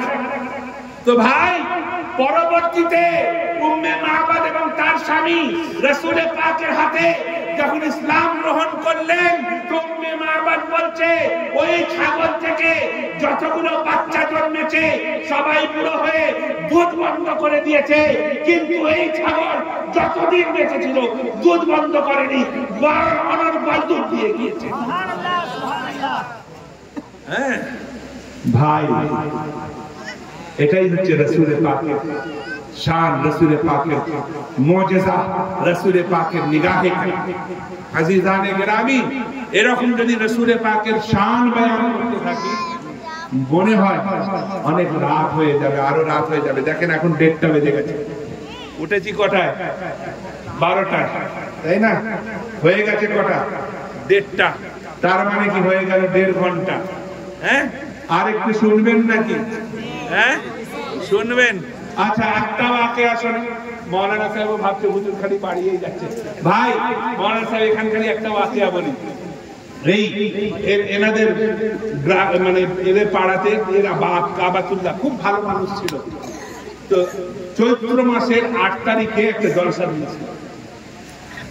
আমি আমার জীবনে অতক্ষণ বক্তব্য মনে হয় কখন করেন 5.5 ঘন্টা, এবং তাতে আমার নাকের শিরা কেটে গিয়েছিল। তো ডাক্তার বলেছে ভাই আমাকে বক্তব্য করা চলবে না। তা আমি বলেছি তোদের কথাও মানা চলবে, কারণ আমি পয়সার লোভে বক্তব্য করি না, আমার রাসূলে পাকের মহব্বতে। তো ভাই রাসূলে পাক এক জায়গায় আছেন, হযরতে আবু হুরায়রা এসে বলেন ইয়া রাসূলুল্লাহ পানি শেষ, ইয়া রাসূলুল্লাহ পানি শেষ। বলে একটু নেই, বলে না একটু নেই, বলে 1 ঘন্টা নেই, বলে না 1 ঘন্টা নেই। কি হবে? জাওয়ালিকে ডেকে দিয়েছি। হযরত আলীকে বললেন যাও 4-5 জনের একটা টিম করো, ওই যে পাহাড় দেখছো, বলে রাসূল পাক নাকি ইলমে গায়ব জানে। হ্যাঁ, ওই পাহাড় দেখছো, পাহাড়টা টপকাবে, একটা জঙ্গল পাবে, জঙ্গলের ভিতরে একজন গোলাম 1 মশক পানি নিয়ে নিজের মালিকের কাছে যাচ্ছে। আচ্ছা পাহাড়টা বললেই বলে টপকানো হয়ে গেল না? তাই হয়, কমসে কম 2-2.5-3 ঘন্টা তো লাগবেই। তার মানে রাসূলে পাক জানে এরা পাহাড় টপকাবে, জঙ্গলে যাবে, জঙ্গলের মধ্যে প্রবেশ করবে, তবে গোলাম মানে গোলাম বাড়ি থেকে বেরোয়নি তখনও জানে রাসূল যে গোলাম বেরোবে, যে শুনে রাখা। হ্যাঁ, এবার হয়েছে কি পাহাড় টপকেছে, টপকাবার পরে জঙ্গলের ভিতরে সে গোলামকে গিয়ে 4-5 মিলে ঘিরে যখন ধরেছেন, ধরার পরে বলছেন যে চলো আমার আকা তোমাকে দেখেছে। ও তো ভয় থরথর করে কাঁপছে, সবার কাছে তলোয়ার রয়েছে, ভাবছে এবার মনে হয় প্রাণটা গেল। বলে ভয়ের কিছু নেই, তো হচ্ছে পানিটা দিয়ে আসি। বলে না পানিরই দরকার, চলো। গিয়েছেন, যাওয়ার পরে রাসূলে পাক সেই মশকটা নিয়েছেন, নিজের হাতটা তাতে লাগিয়েছেন। হযরত আলীকে বললেন যে সবাইকে পানি দিয়ে দাও। সবাই নিজের পাত্রে পানি ভরলো, গোসল করলো, জানোয়ারের জন্য নিল, সবার জন্য নিয়েছে। নেওয়ার পর গোলাম তো চিন্তা করছে 1 জন 2 জন 3 জন 4 জন 5 জন হবে, প্রায় 1000 সাহাবী, সবাই কি করে হলো? তাদের জানোয়ার কি করে ভর্তি পানি খেলো? তাদের জানোয়ারের জন্য কি করে নিল? তাদেরকে গোসল কি করে করালো? মানে আকাঙ্ক্ষায় যখন ভিতরে দেখেছে তো দেখছে পানি ভর্তি হয়ে গেছে। হ্যাঁ, पंजाबी रहमत की है जारी, वाह वाह, आला हजरत लिखेছেন। তো ভাই এবার হয়েছে কি ভর্তি হয়েছে, সেই মানে গোলাম পানি আর হাতে নিচ্ছে না। রাসূলে পাক বলছে পানি নাও, তো বলছে না ও হাতে পানি এখন আর নেব না, আগে ওই হাত দিয়ে আমাকে ইসলাম গ্রহণ করিয়ে দেন। যার হাতে এত বরকত তিনি সারাপা কত বরকত, আমাকে ইসলাম গ্রহণ করিয়ে দেন। সঙ্গে সঙ্গে কালেমা শাহাদাত পড়েছে, আশহাদু আল্লা ইলাহা ইল্লাল্লাহ ওয়া আশহাদু আন্না মুহাম্মাদান আবদুহু ওয়া রাসূলুহু পড়ার পরে বলছে ইয়া রাসূলুল্লাহ আমি কালো, দেখতে না একদম ভালো, আপনি আর হাত লাগিয়ে আমার চেহারা করে দেন।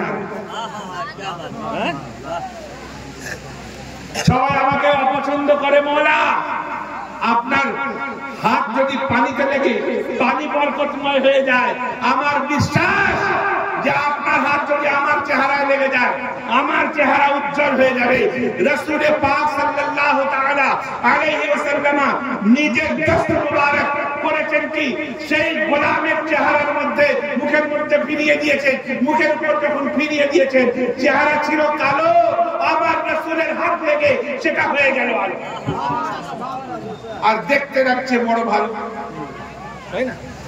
এবার হয়েছে কি, গোলাম বলছে হুজুর পানিটা তো আমার মালিকের, যাই মালিকের কাছে চলে যায়।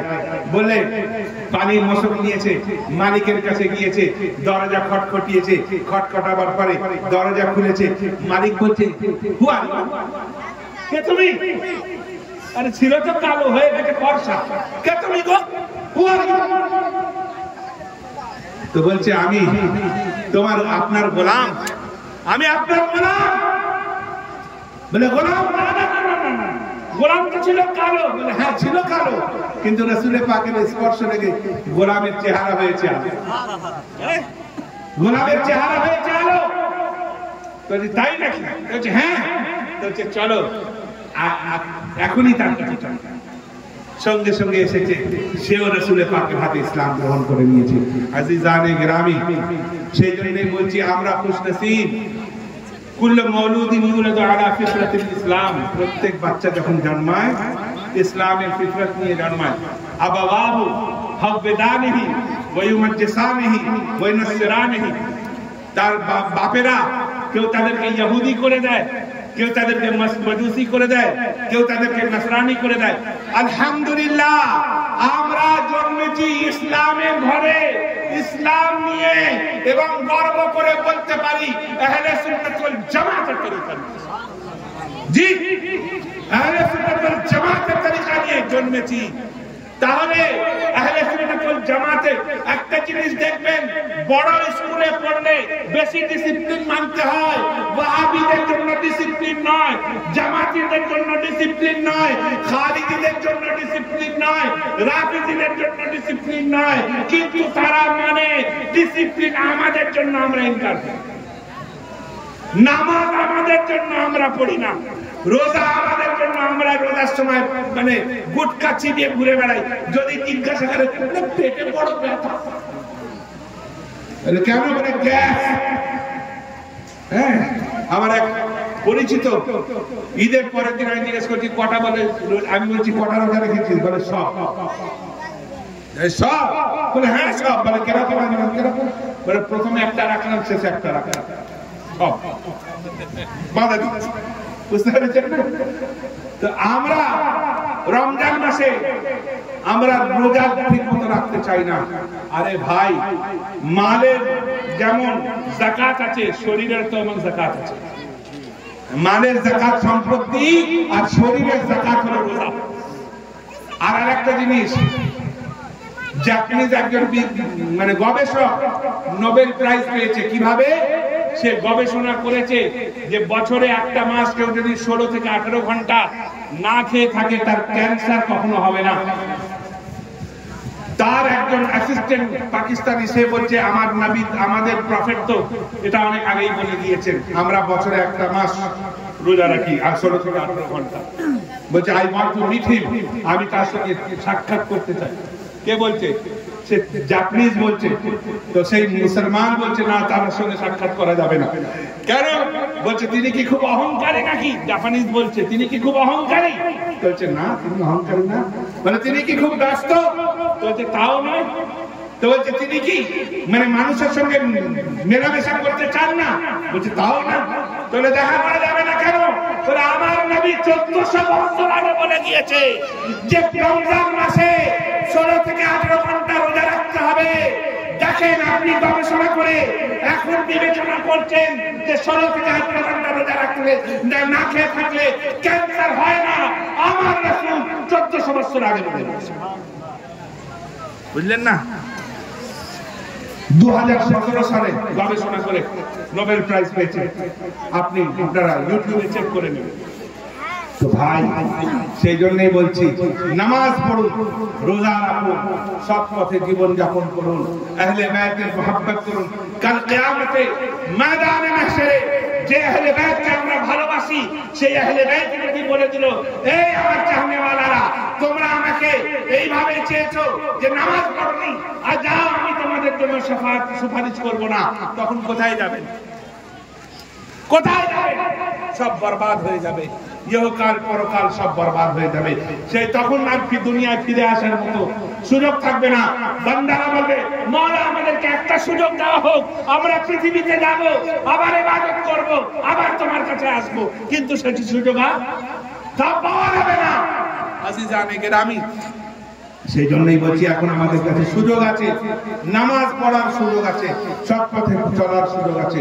আল্লাহ তাবারক ওয়া তাআলার কাছে দোয়া চাই, পরওয়ারদিগার আমরা যেভাবে মুমিন হয়ে সুন্নি হয়ে আহলে সুন্নাত ওয়াল জামাতের চাহনেওয়ালা হয়ে আছি, আরেকটা কথা বলি ভাই, আমরা হচ্ছি মূর্খ, আমরা মোবাইল